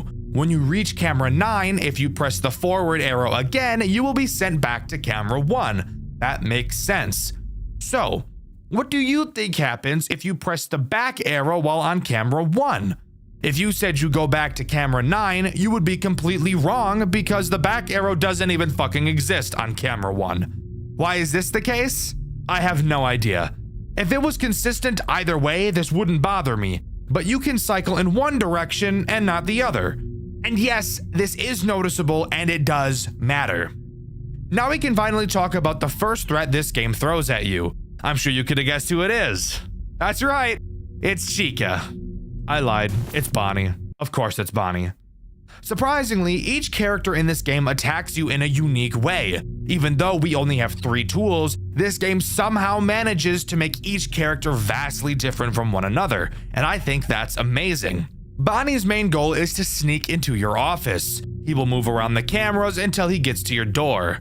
And when he gets to your door, be ready. Close that motherfucker! Oh my god. Dude, literally fuck that. Literally fuck that. The moment I saw this, I knew that this was getting a Dxtr White video. And even the people in my comments over on my second channel, Dxtr Black, knew that this game was getting a white video.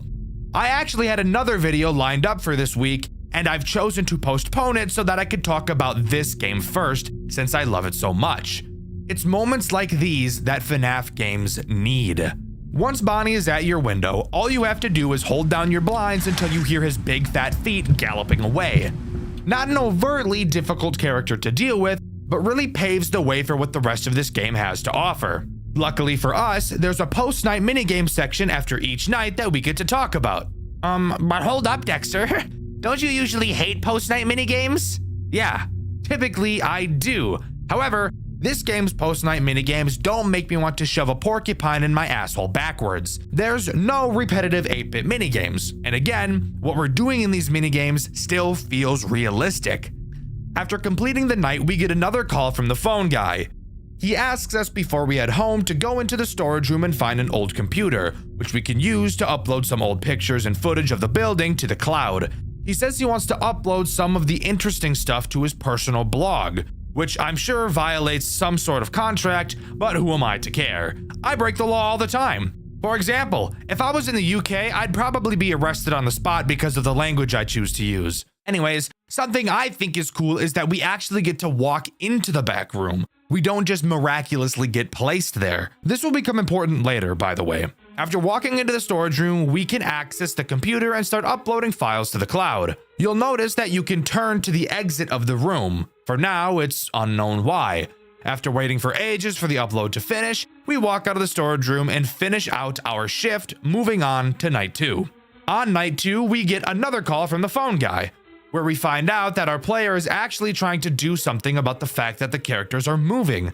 Apparently, we sent an email to the phone guy explaining that we saw Bonnie moving. We called him the creepy rabbit, which seemed to frustrate the phone guy a little bit, to the point he corrected us on his name.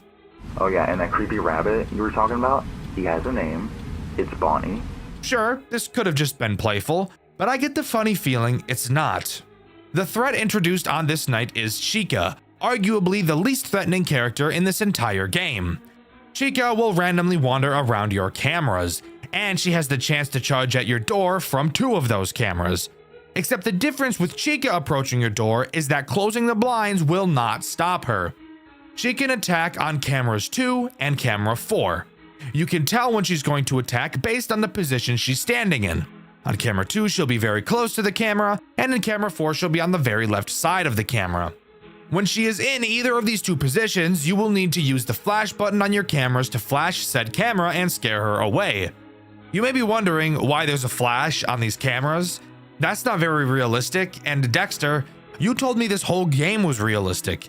And now hear me out. Usually I'd agree with you, but I want you to take that concern like a boomerang and launch it as far away from you as possible. Night 2's post-night minigame has us go back to the computer in the storage room to fiddle with the power system. Now this you can complain about because I have no idea what the hell that is supposed to mean. And actually doing the task doesn't really answer anything either. We are shown a series of sliders that we have to quite literally fiddle with. Apparently doing so will reset the power. How do you tell you've put the sliders in the correct spot? Well, you just have to do trial and error. Move one slider a single place, press reset, and if it turns red, change it again. This is very monotonous.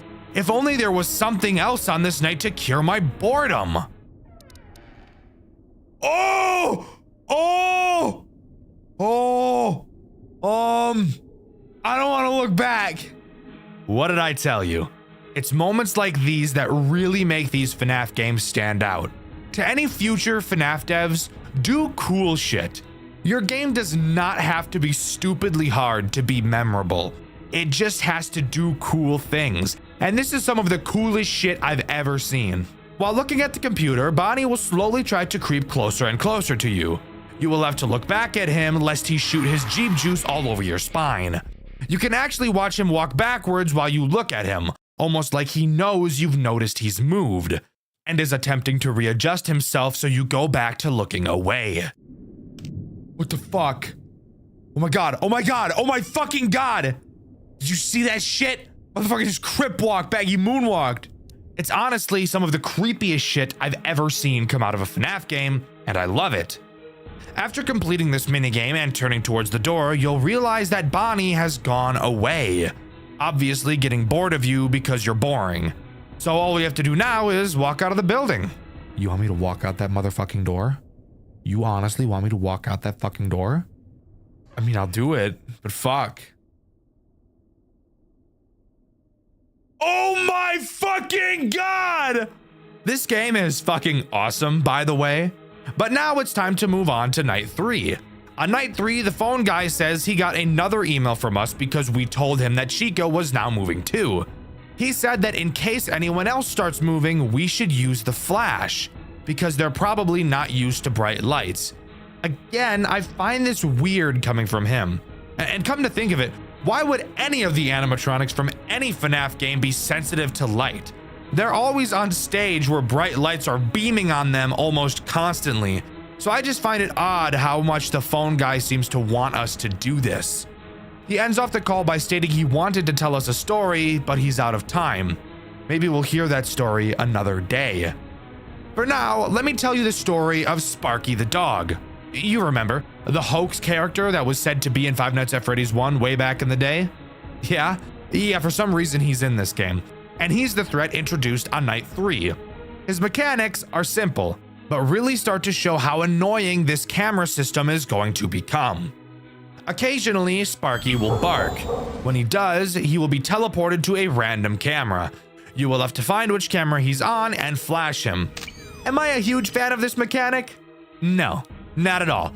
And I'm really not a fan when I have to meticulously scrape through each camera one by one.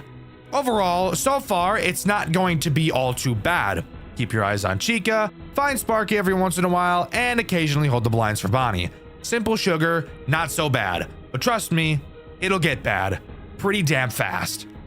After completing the shift, we get another call from the phone guy. He tells us the cameras have been acting strange, and that we should use the computer in the storage room to reset them. He also curiously mentions that he has remote access to the camera system. So that brings up the question, why the fuck are we even here? If someone else is able to watch the cameras in the safety of their own home, where there aren't a bunch of murder robots trying to butt fuck them, who cares? Let's just finish our shift and head to the storage room. I'll see you on the flip side. I'll see you in the grave, asshole. So let me tell you a little something. Oh my fucking god! I love this game. I don't know if that was obvious or not. Entering the storage room is when we enter by far the most difficult minigame section in this entire game. I'm not kidding. We're tasked with literally just holding a button down on the PC. Once it charges all the way, we'll reset a camera and move on to the next one. However, when you let go, the bar will very quickly decrease. That may not sound so bad. It would only be bad if we had a certain purple distraction trying to blow our backs out now, wouldn't it? What the fuck? What? Bro, he's fast as shit. Bonnie is the sole reason why this minigame is so AIDS. Bonnie, for some reason, thought that today was the day he was going to take the Rock Lee ankle weights off and show us his true speed. Bonnie is so astronomically fast during this minigame, it's not even funny. 3, 2, 3. Oh my motherfucking god. Oh my fucking god. Oh my fucking god. Can I break his knees? You have maybe 2 seconds of time to look at the screen before he kills you, so you have to be fast. And what adds to the difficulty of this night, the hitbox of the progress bar you have to click and hold. Swiping your mouse back and forth to check on Bonnie, then moving back to the computer is insanity. And when you come back, you have to hold the position of your mouse on this tiny little progress bar and continue to hold. But you can only hold for maybe 1 second before you have to turn back around to Bonnie and wait for him to walk all the way back to the door. And keep in mind, the progress bar is decreasing every time you look away, so you're really just fucked. And once you complete a camera is when you notice you have to fix 3 more. And if you ever die to Bonnie, go back into them all over again. Fuck you. This minigame took me around 30 minutes to finally complete. It's unironically the second hardest canonical challenge in this game, and I would love to have to never do it again. Oh, but one more interesting detail about this minigame. The final camera you fix briefly shows Foxy in the camera. Oh boy, I hope that's not foreshadowing or something. After completing that hell, we don't have to almost get touched by any robots on our way out and are free to move on to night 4. The phone guy calls us and fucking rambles about some bullshit I don't care about. He says that there was an ancient civilization that archaeologists found, and those researchers were later haunted by handprints of the ancient civilization. Again, I really don't give a fuck. This is purely symbolic for the story of the game, which I'll talk about later. But this was the story he was itching to tell us. I would rather itch my balls than hear him talk about that again. The threat introduced on this night is Foxy. Spoiler alert, the camera was foreshadowing something. Foxy acts exactly how you think Foxy would act. You have to look at him to stall him, and if you don't, he'll run to your office. But as I'm sure you could have guessed, he too doesn't care about your door. Watching him will push him back, so just make sure you're doing that. Something of note is how Foxy breaks the cycle you've been really trying to build up throughout the game, forcing you to develop a new one. Up until this point, watching Chica has probably been your main focus. But now with a character that demands even more attention, I'm sure you could figure out why Foxy will put a big wrench into your plans. Now you have to find a way to constantly watch Foxy and Chica. And lucky us, Foxy is on camera 6, several cameras away from Chica's attack cameras. This game knows what it's doing. Sure, it's frustrating, but it's also genius. In this post-night minigame, we're told we have to fix a ventilation problem. Phone guy tells us it's just turning a few knobs. The ventilation room is in a door right off of the storage room, so the storage room is where we go. I don't see anyone yet. Hi, Bonnie. Were you expecting me to go there? Were you expecting to cut me off? Sorry, asshole. Not gonna happen. Is that not horrifying? Bonnie is standing right next to the computer we've been going to every night. He's starting to remember our patterns, getting to the computer before we can in hopes that he could jump us. But lucky for us, the computer is not where we need to go this time. Entering into the ventilation room, we have 6 knobs in front of us and 2 large vents to our left and right. Pretty reminiscent of the office from Pizzeria Simulator. I wonder if anything is going to come through those vents to try and kill us. Silly little viewer. Of course there is. This minigame's threat is Foxy. Throughout the minigame, Foxy will make quiet sound cues in whichever vent he's about to attack from. When you hear him, all you have to do is turn to stare at him until he goes away. Meanwhile, you have to painfully slowly turn these 6 knobs, which will take a very long time. Because as you get closer to having them all finish, it seems that Foxy will attack you more and more frequently. After completing this task, we can leave with no other funny business taking place. Finally, we're left with one last night. One last thing standing in our way, and this game holds no punches in introducing it. Before you is something long forgotten.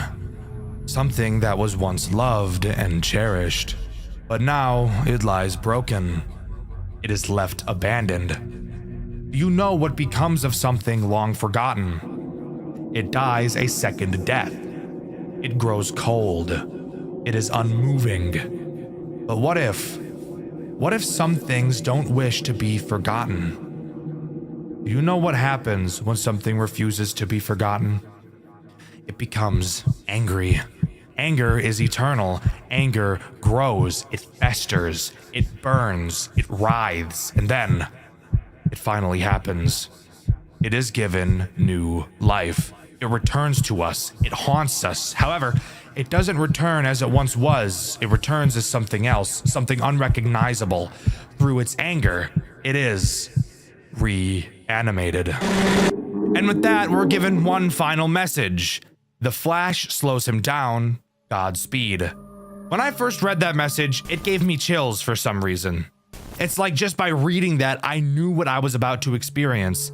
Absolute agony. We get another call from the phone guy. He explains his reasoning for why he thinks the robots are alive. He thinks they're angry that they've been forgotten about and left abandoned for years, and he couldn't be more right. Night 5 introduces Freddy. Holy fucking shit, Freddy. Freddy is by far the most dangerous character in this entire game. When Freddy moves forward, he will never move backwards. And once he gets to your office, it's over for you. Yo, get the fuck away from that fucking door! You get the fuck away from that door! What? Oh, fuck, dude. Freddy is a dick. Raps. How do you stall Freddy? By using the flash, of course. When you flash Freddy, he will cover his eyes. Something interesting to note is that Freddy is the only character to be animated on the cameras. Such a small detail, but a detail I think is really cool. If you really want to make sure Freddy doesn't move, you'll have to time his intervals, since they don't vary, and make sure you're onto his camera and flash him at quite literally every single opportunity. You don't have much time to waste, as Freddy is fast. Really fucking fast. I don't quite have the vocabulary necessary to describe how intense this night really is. And if you get bad Sparky spawns like I often did, you could easily spend hours on this night. I was lucky enough to only have it take me a single hour. But if you manage to control your nerves long enough to complete this night, we will have one final minigame to talk about. After completion, we get one final call from the phone guy. He very ominously tells us to enter the dining room. He says he wants to show us something. Upon entering the dining room, we're greeted by all 5 animatronics staring back at us. The camera to the dining room flashes, and we hear the phone guy, named Ralph, explain that the reason it flashes is so that you can take a screenshot of the camera. Ow! Oh! Fuck! See? That's why I told you to make it a boomerang. Ralph then used that image to post on his blog. He's been using these camera images for his blog all week, and we were the bait. One last goodbye is said, and the restaurant goes quiet. The gameplay of Freddy's Reanimated is incredible. There's no doubting that. This game, of course, has a custom night with 3 additional unlockable characters. The first of which being Bon Bon, who's actually a reference to the game Freddy's Web Adventure. Pretty cool. Occasionally, he will appear on your cameras. If you don't click him fast enough, he will disable all of them for the remainder of the night. The next character you can unlock is called the Hawk. He acts as a Phantom Chica-like character. He will periodically appear on the cameras, blocking the view, and if you don't turn away from him, he will kill you. Pretty simple, but in a game where the cameras are super important, this guy can be a big pain in the ass. Finally, the last character you can unlock is Sienna, by far the most cancerous of the Custom Night 3. She will occasionally block the clock next to your door, which somehow prevents time from passing. This is a Custom Night character that can drop the realism at this point. All you have to do is click her nose and she will go away and the time will continue to pass. Altogether, completing a custom night with these 3 additional characters is a torture I would never want to put myself through. But shout out to Dark Ryun who was able to pull it off, and whose footage you're seeing right now. I should mention that the custom night does have a secret ending, but I'll bring it up when I talk about the story of this game. Which, you know, we'll do right now. The story of Freddy's Reanimated is honestly one of the most surprisingly thoughtful pieces of writing I've ever seen in a FNAF fan game. It's not about murder or purple men or endless timelines that make my brain feel like fucking mashed potatoes. It's about being forgotten, and about what happens when something that used to bring people joy is left to rot and fade away. The entire game is built on this theme: nostalgia, decay, and the quiet horror of being erased from memory. Freddy's Reanimated takes place inside Freddy Fazbear's Pizza Place, a restaurant that's already dead by the time we get there. It used to be loved. Kids laughed, parents smiled, the animatronics performed, and everything was fine, until it wasn't. Over time, the crowd stopped coming, the lights dimmed, the laughter stopped. The building was abandoned and left to gather dust for over a decade. No massacres, no missing children, just nothing. The kind of death most things really suffer. When the game starts, we're told the place is finally being demolished, and Ralph, the manager, hires a night guard to keep an eye on the place for the last few days. That's us. But before us, there was another guard, Mike Schmidt. Yeah, that Mike Schmidt. He worked one night, just one, and didn't make it out. In the demo of this game, we actually see what happened. Mike survives until 6 a.m. The power cuts, and Freddy himself storms into the office and literally bites his head off. No mystery, no cover-up.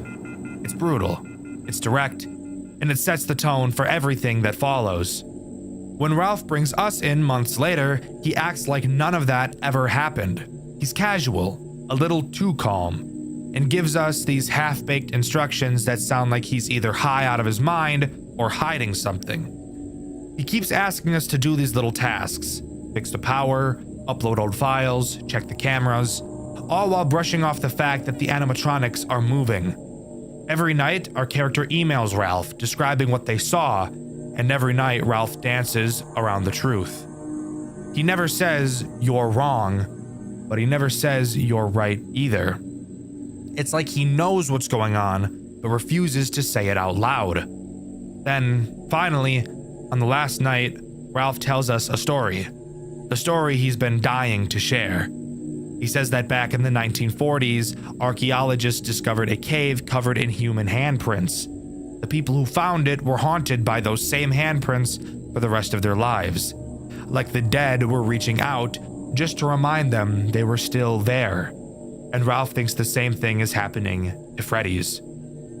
He believes the animatronics are moving because they refuse to be forgotten. That after sitting abandoned for over a decade, their anger, this pure, desperate rage, literally reanimated them. Not out of vengeance, not because of possession, but because of memory. Because they were once loved and then left behind. It's such a fascinating take. The idea that these animatronics aren't evil, they're afraid of fading away. It's one of the first FNAF fan games I've seen that makes you feel sorry for the monsters chasing you. They're not killing you because they want to, they're killing you because they don't want to disappear. After you survive the final night, Ralph asks you to head into the dining room. He says he wants to show you something. When you enter, all 5 animatronics are standing there, waiting for you. It's one of the eeriest visuals in the entire game. Completely still, completely silent. Ralph activates the camera flash, and the screen freezes in a burst of light. Then he says, I finally figured out what the flash button does. It lights up the room so that you can take a screenshot of the camera you're looking at. I finally have more recent images for my blog. And that's when it hits you. The whole time, we weren't protecting the building, we were the bait. Ralph was using us to get the footage and screenshots he wanted for his personal blog, to turn the remains of this haunted restaurant into online content, the same way we, as players, chase nostalgia. Ralph chases it too. He's obsessed with documenting something that's supposed to be gone. After everything, the building is demolished. Ralph's posts about it online, sparking renewed interest in Freddy Fazbear's Pizza Place. People remember it again. The animatronics, Those same restless spirits that didn't want to be forgotten finally get what they wanted. They are remembered, and then they rest. The player gets their paycheck. The story ends not with a scream, but with silence. It's such a powerful way to close things out. Freddy's Reanimated isn't about surviving animatronics. It's about the fear of being erased. It's about what happens when the world moves on and leaves you behind. Even the custom night ending reflects that idea. Mike Schmidt's death is written off as a bear attack. Just a tiny headline, nothing more. And Freddy Fazbear himself, lying in the rubble, surrounded by everything that used to be alive, now just forgotten scraps of metal. For a game that's meant to be realistic, it's ironic that the story is one of the most human I've ever seen in this genre. Freddy's Reanimated isn't just the most realistic FNAF game ever made, it's one of the most real stories the community has ever told. Would you like to hear one last interesting piece of information I have to share? There is a secret in this game up until this point. As far as I'm aware, nobody has ever found it, and I can guarantee you've never seen it before. A secret so rare that the chances of finding it exceed luck that no human has ever had. And I want to thank City, the author of the FNAF Fan Game Wiki, for providing me with this information and allowing me to share it with you guys. We know that Michael got bitten and killed by Freddy, but did you know you can actually see Michael's corpse inside of the game? You just have to be incredibly lucky. To start, you must have already beaten the main game. No custom night completion is necessary. Then you have to restart the game from night 1. Before completing night 3, you will have to die at least 5 times. Then, upon beating night 3, when entering the hallway, there's a 1 in 10,000 chance to see the corpse. Slight gore warning, by the way. This is probably the most realistic looking gore I've ever seen in a FNAF game. If you can pull all of that off and get more lucky than any human on Earth, this is what you will see in the hallway. Truly some of the scariest shit I've ever seen. But there you have it. That's everything as far as I'm aware that Freddy's Reanimated has to offer.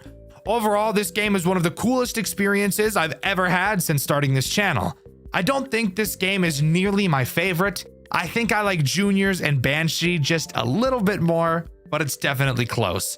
The atmosphere, the sound design, the game design are all borderline perfect works of art. The ransomware genre is a subgenre of Five Nights at Freddy's games. While none of these games seem to actually understand what ransomware actually is, the general idea of these ransomware games is to make it appear as though your computer has been compromised by said game. A popular ransomware title you've probably heard of before and that I've actually covered on this channel is Graveyard Shift at Freddy's. And today, we'll be diving into my favorite Five Nights at Freddy's ransomware game ever made, FNAF 1 Remake. Created by Marco Antonio, FNAF 1 Remake was designed as an April Fool's joke, so to some, the idea of actually playing it on release was off the table. However, for those who did choose to give it a try, I'm willing to bet they had a very interesting FNAF experience like never before. This game is fascinating. This game is creative, and this game is awesome. So join me today as we dive into the sad and depraved world of FNAF 1 Remake. FNAF 1 Remake centers around us as individuals rather than an actual character, which is something super cool that I've never seen in a FNAF game before. The game opens to a cutscene that just displays text. Explaining the story of the game may be a little confusing, so let me make something very clear. FNAF 1 Remake uses the player themselves as a character, writing your own story in place of a Mike Schmidt style character. In this game, we've re-downloaded Five Nights at Freddy's to try and recapture the nostalgia we originally had as kids when the game first released over 10 years ago. As someone who was around very early into FNAF's lifespan, in fact, I actually joined the community before FNAF 2 was even announced, this is a topic that I could personally find myself relating to. I can still remember my first experience with the game. I was on the couch with my buddy who had the demo version on his tablet. He booted it up and I got too scared when Bonnie showed up at the door. I mistakenly took him for a dog at the time. I also avoided watching Markiplier's Let's Play of Five Nights at Freddy's because I somehow mistook Bonnie again in the thumbnail as a walrus. Don't ask me. I was a kid, and kids are retarded, okay? The game refers to itself as Buddy throughout the playthrough. Buddy tells us in the opening cutscene that he's going to give us the nostalgic feeling we've been yearning for, and it's going to be so perfect that it surpasses perfection itself. Shortly after, Buddy takes control of the program and quite literally changes the size of the window to show off how in control he really is. For the remainder of the game, we will not be able to put the game into full screen. Something I originally thought was going to be super annoying, but I actually grew to find charming throughout my playthrough. And with that, we can really start to dive into this game. I hope you're excited, because this game is really fucking cool. Throughout the nights, Buddy will talk to us before beginning each one. Buddy asks us if the office looks like the one we remember, just like the old days. He explains that the main idea of the game hasn't changed. It's a remake after all, and before he can say anything else, Night 1 begins. The only threat introduced on Night 1 is Bonnie, and he works in the exact same way that Bonnie does in Five Nights at Freddy's 1. Once again, this is a remake after all. Bonnie will make his way to your door, and you'll have to close it to keep him out. However, Bonnie can actually attack both of your doors instead of just one. But when I tell you that these character models are a whole lot more uncomfortable looking than the originals, I mean it. Oh my fuck!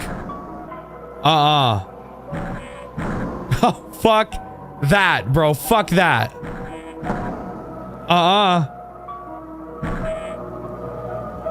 Dude, what the fuck? Dude, that's so fucked up. The animatronics in this game are all very creepy looking. Not quite scary, but uncanny. Like something is clearly wrong. Take Bonnie. The way his face looks like it's melting, mixed with the odd poses he has throughout the cameras and while in the doorway, it just makes for a feeling of, God damn, I really want to keep him away from me. And I think that's super cool. Of course, keeping Bonnie out is as simple as ever. Literally just close the door. However, something interesting I want to point out about this game is the subtle movements that the window has while playing. As you move from side to side through the office, you can actually visibly see the window subtly move from side to side as well. It's such a small detail, but it's so fucking cool, and it's these little details that always get me to love these types of games. While playing through the nights, you'll also hear a very calming piano playing in the background. I feel this gentle music adds to the nostalgic feel. Not because the original Five Nights at Freddy's had music, it didn't, but the tone of the music itself feels nostalgic, even though I had never heard it before. And mixed with the very unsettling imagery throughout the game, I think the calming music really adds to the overall amazing atmosphere this game has. Night 2 introduces two new threats, Chica and Foxy. Let's start with Chica since it's literally just Bonnie. She does the exact same thing and is dealt with in the exact same way. The only difference is that Chica will make a sound cue when she's at your door, and she's fat. Also, let's pause for a moment to look at Chica. Design-wise, Chica has changed more than any other character in the game. Her beak is gone, instead being replaced with a human-looking smile, which is just something I could have gone without seeing, thank you. And her eyes, of course, don't look very animatronic, now do they? Also, her bib just says snack, and it's spelled wrong, so that's great. The other character to mention, of course, is Foxy, as previously mentioned. Foxy is pretty much the same as in Five Nights at Freddy's 1, with a few minor differences. To start, he is stalled by the cameras just like the original. However, you can actually stop him before he charges at your office. You're given the ability to shock him at any point to reset him in Pirate's Cove. However, when you do so, it does drain a lot of power, so it's best to just make sure you're watching him.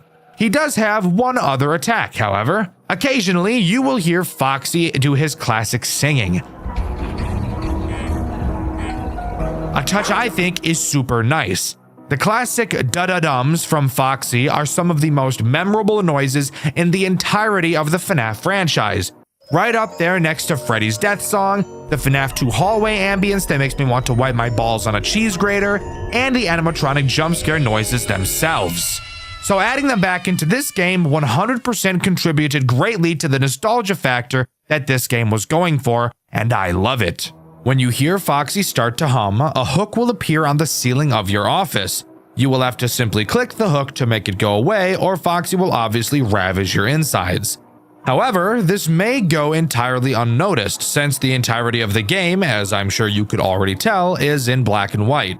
So it is likely that you may miss the hook if you don't end up hearing the sound cue, inevitably leading to a game over. On night 3, Buddy tells us that he didn't think we'd make it this far, clearly showing some distress on how quickly we're progressing through his perfect game. He introduces Freddy to us on this night, and the fun can really begin. Of course, I'm not allowed to be happy for a long while playing a FNAF game, so Freddy obviously had to have a find him on the camera mechanic to completely soil my day. However, I actually don't think it's that bad in this game. Ugh, Dxtr, you always do this. Whenever you don't like a game, you nitpick it to death and talk about how you hate every detail. But when it comes to a game you like, you forgive almost everything in the game, even if it had the same mechanics or problems that another game had that you didn't like. You're a hypocrite. I'm not a hypocrite. You're just brain dead. We have to pause for a moment to make something clear, since it's obvious from reading some of your guys' comments that you have no idea how opinions work despite the fact you guys have so many of them. So let's get together and do a little opinion breakdown. To start, I hate when FNAF games put a find them on the camera mechanic into their game. I think it's bad, and I think it disrupts the flow of the game. However, I don't mind this mechanic in FNAF 1 Remake. Does this make me a hypocrite? The answer is no. Let me dumb it down for a bit for the people in the back who don't think too good. Let's imagine someone doesn't like tomatoes. Would you call them a hypocrite because they claim to like ketchup? No, you wouldn't. And this is the same thing. Dxtr, no it isn't, because ketchup isn't just tomatoes. Ketchup has multiple other things in it. Ding, ding, ding! Congratulations, dumbass! You just connected the dots. Would you like a trophy? Well, too bad. You've been on this planet for way too long to finally be able to figure this out right now. In the same way that ketchup isn't just tomatoes, FNAF 1 Remake isn't just a find them on the camera mechanic. It's the mixture of that mechanic and everything else that the game has to offer that makes me tolerate it. And the rest of the game doesn't have every character require a shit ton of attention.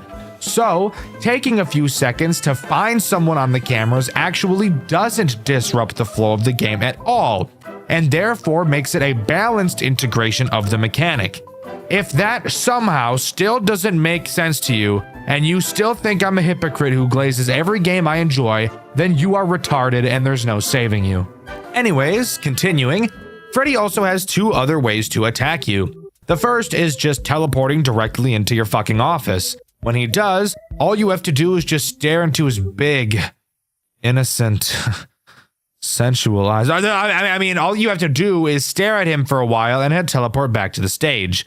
Something interesting to note here is that when he's in your office like this is the only time you'll be able to see his eyes. I don't know if that has anything to do with anything, but it's just something kind of cool I noticed. The final mechanic that Freddy has is to play Simon Says with you.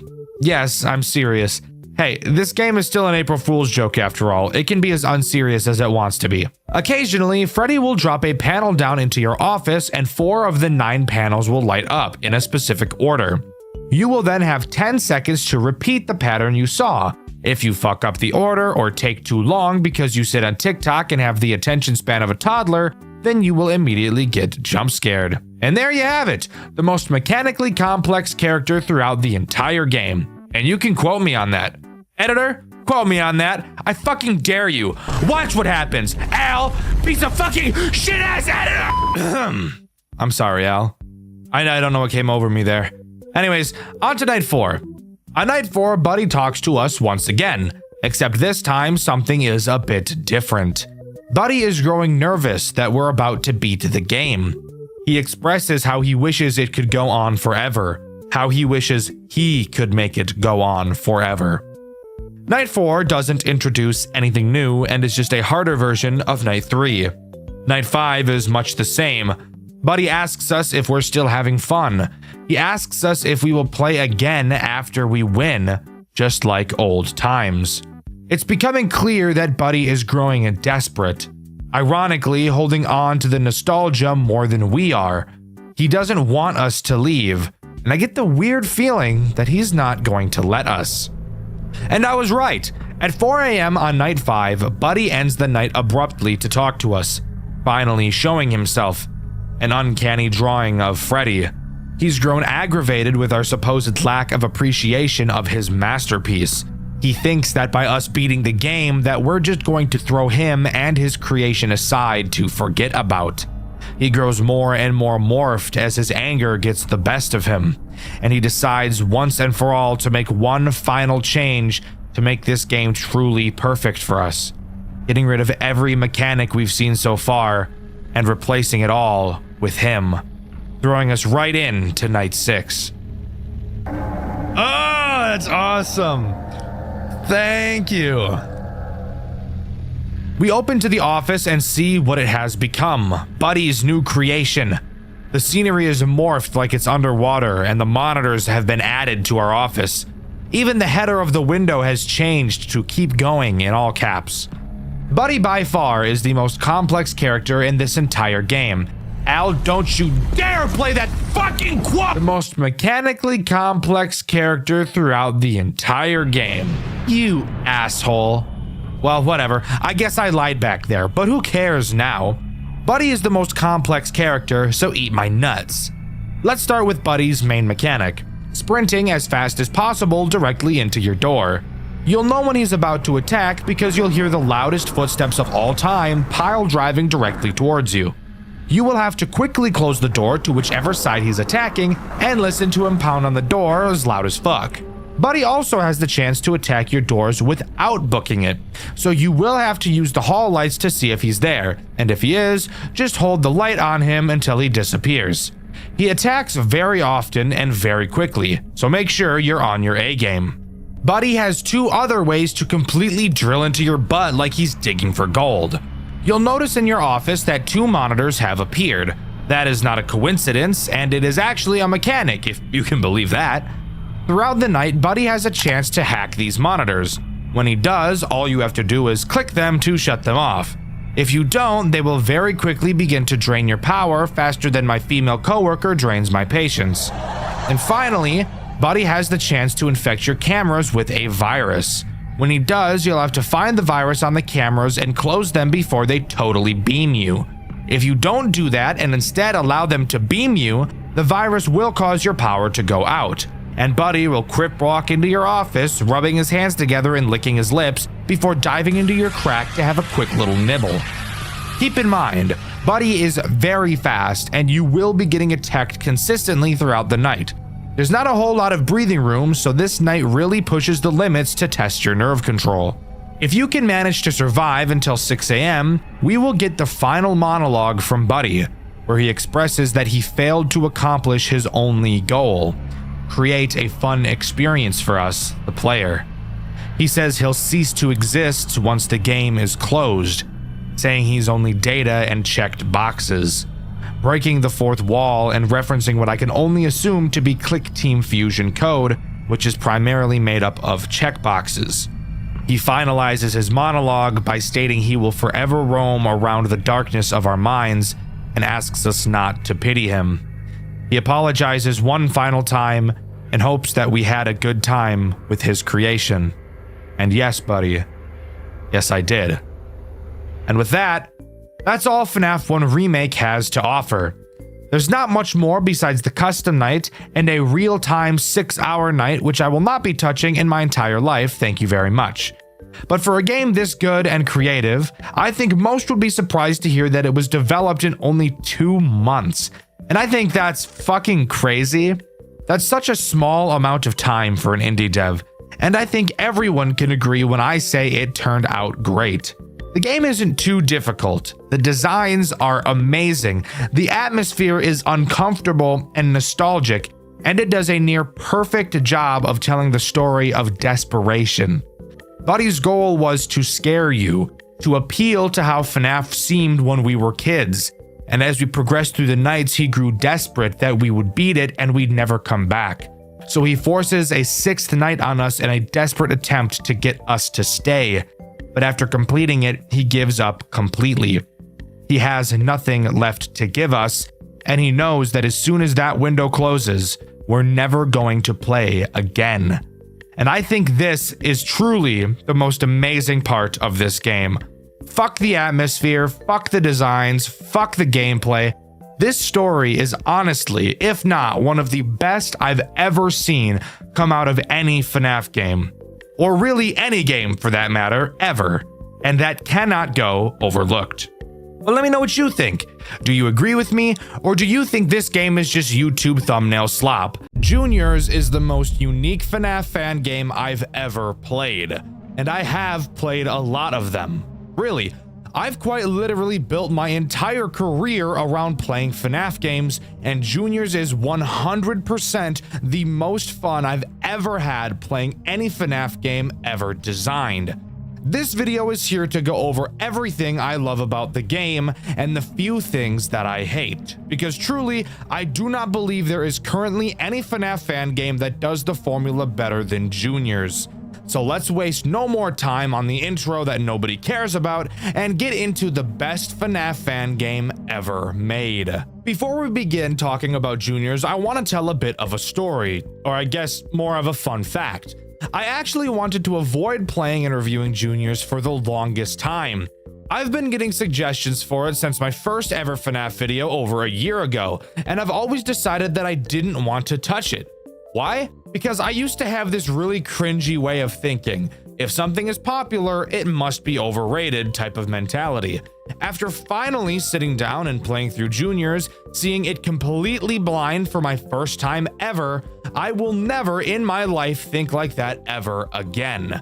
This game truly has made me more passionate to create content more than any other game ever has.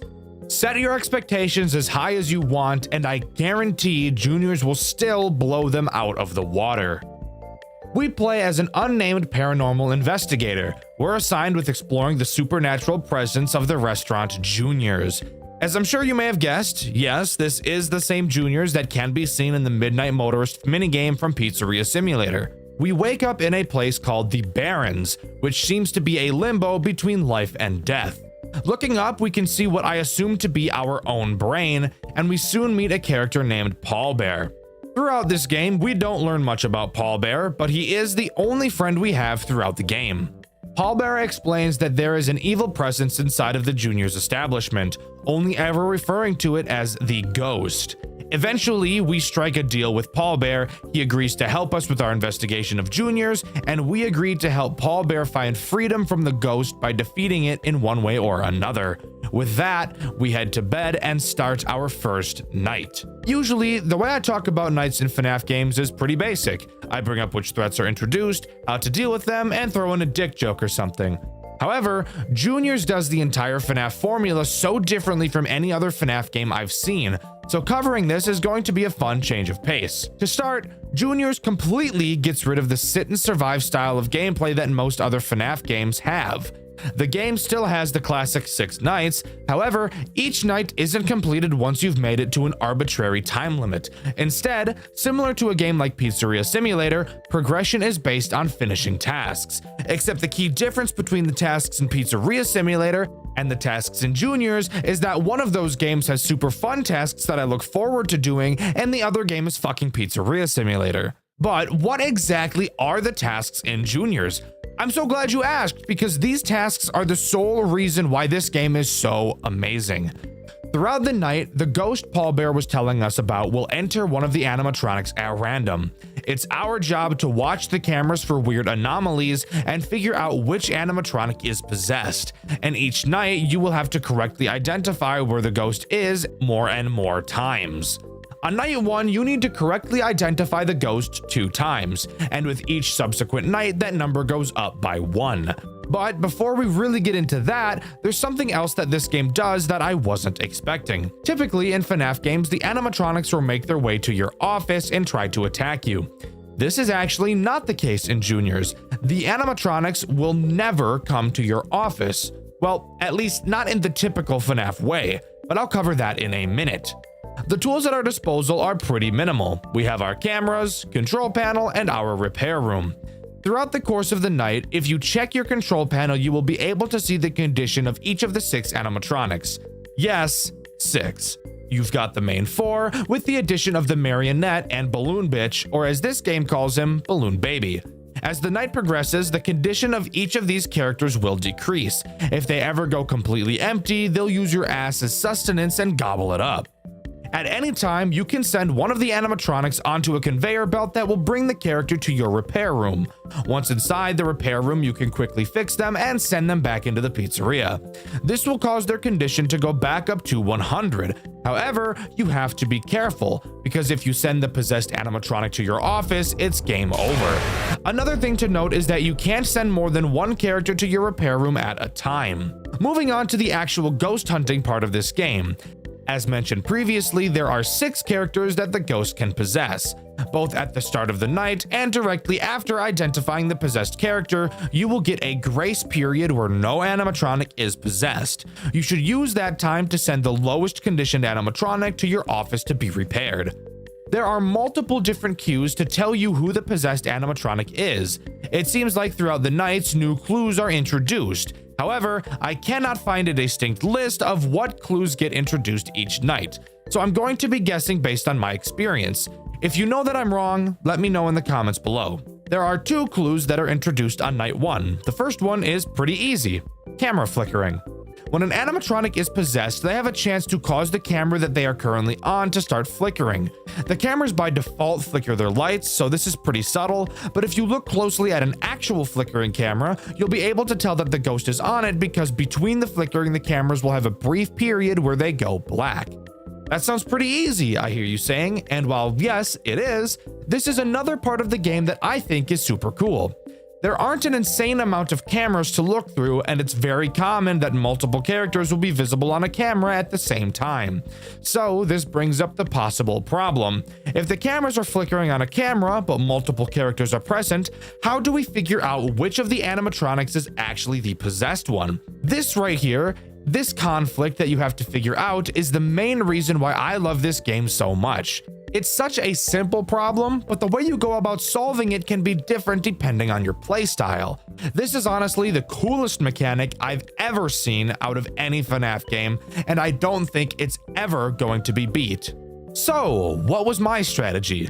Let's start with the hypothetical that we'll use throughout this video. Let's say we're looking at a camera that has Freddy, Bonnie, Chica, and Foxy present on it. The camera is flickering, so we know that either Freddy, Bonnie, Chica, or Foxy are the possessed animatronic. The first thing I would do is either send Balloon Bitch or the marionette to the conveyor belt, since I know full well it can't be one of them. So I'd just pick whoever has lower condition. Then I would constantly keep my eye on all 4 animatronics on that camera until one or more of them left. Once they left, let's say for example Freddy and Chica leave, I would stay on the camera to see if the flickering persisted. If it did, then I'd know it can't be Freddy or Chica.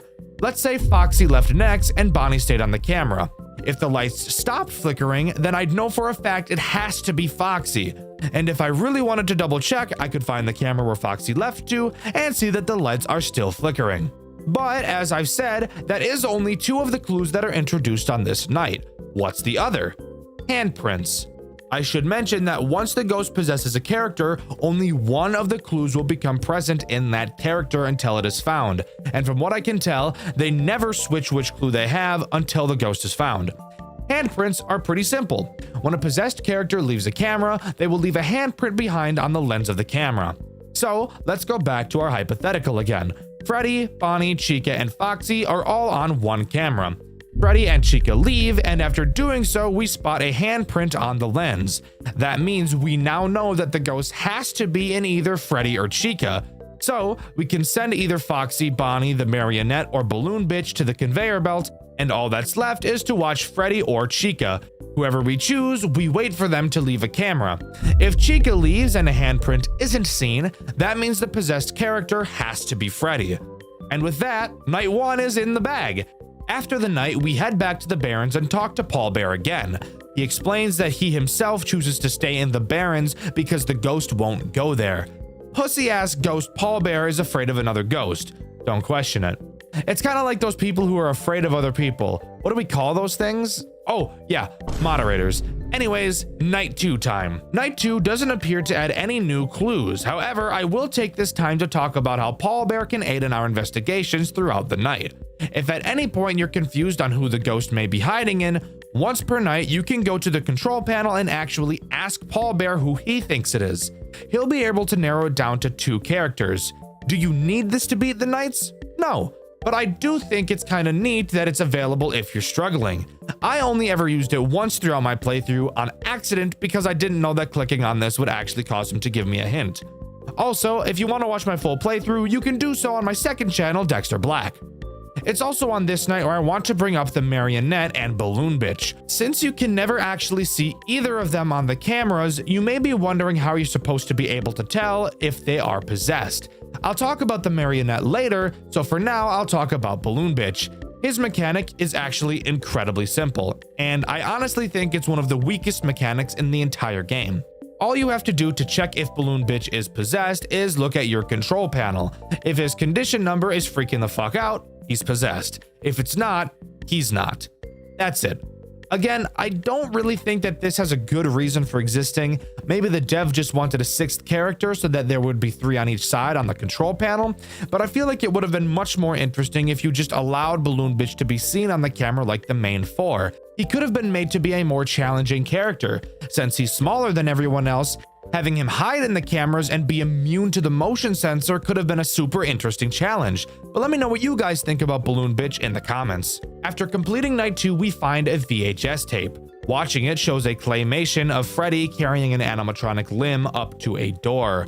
The door has a note on it that says, "Beware the mangle." Looking up, Freddy appears to see said mangle looming down on him, and the cutscene comes to a close. Heading back to the Barrens, we ask Pallbear about what we saw on the tape. He says he believes that the ghost is trying to build itself a body in the form of the mangle, and that it's possessing the other characters to bring the parts to it. Appearing that we're now on a timer, we know that we have to do something, so we head to sleep and move on to night 3. Night 3 introduces one new clue that the characters can use: camera movement. This one is pretty simple. However, I should start by explaining how the cameras work a little bit more. Typically in FNAF games, the camera will slowly pan back and forth as you look at them.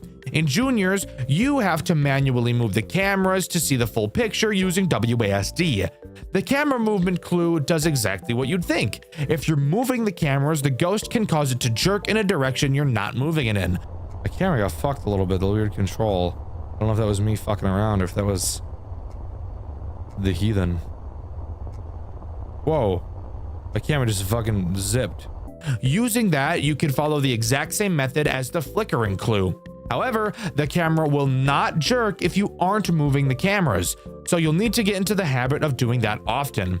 Although that really shouldn't be a problem since, again, you can't see the whole camera unless you move it. This is also the night where I want to talk about the Marionette and how she works. Just like Balloon Bitch, you can't see the Marionette on the cameras. However, you can hear her. You can tell which camera she is on by listening for the music box.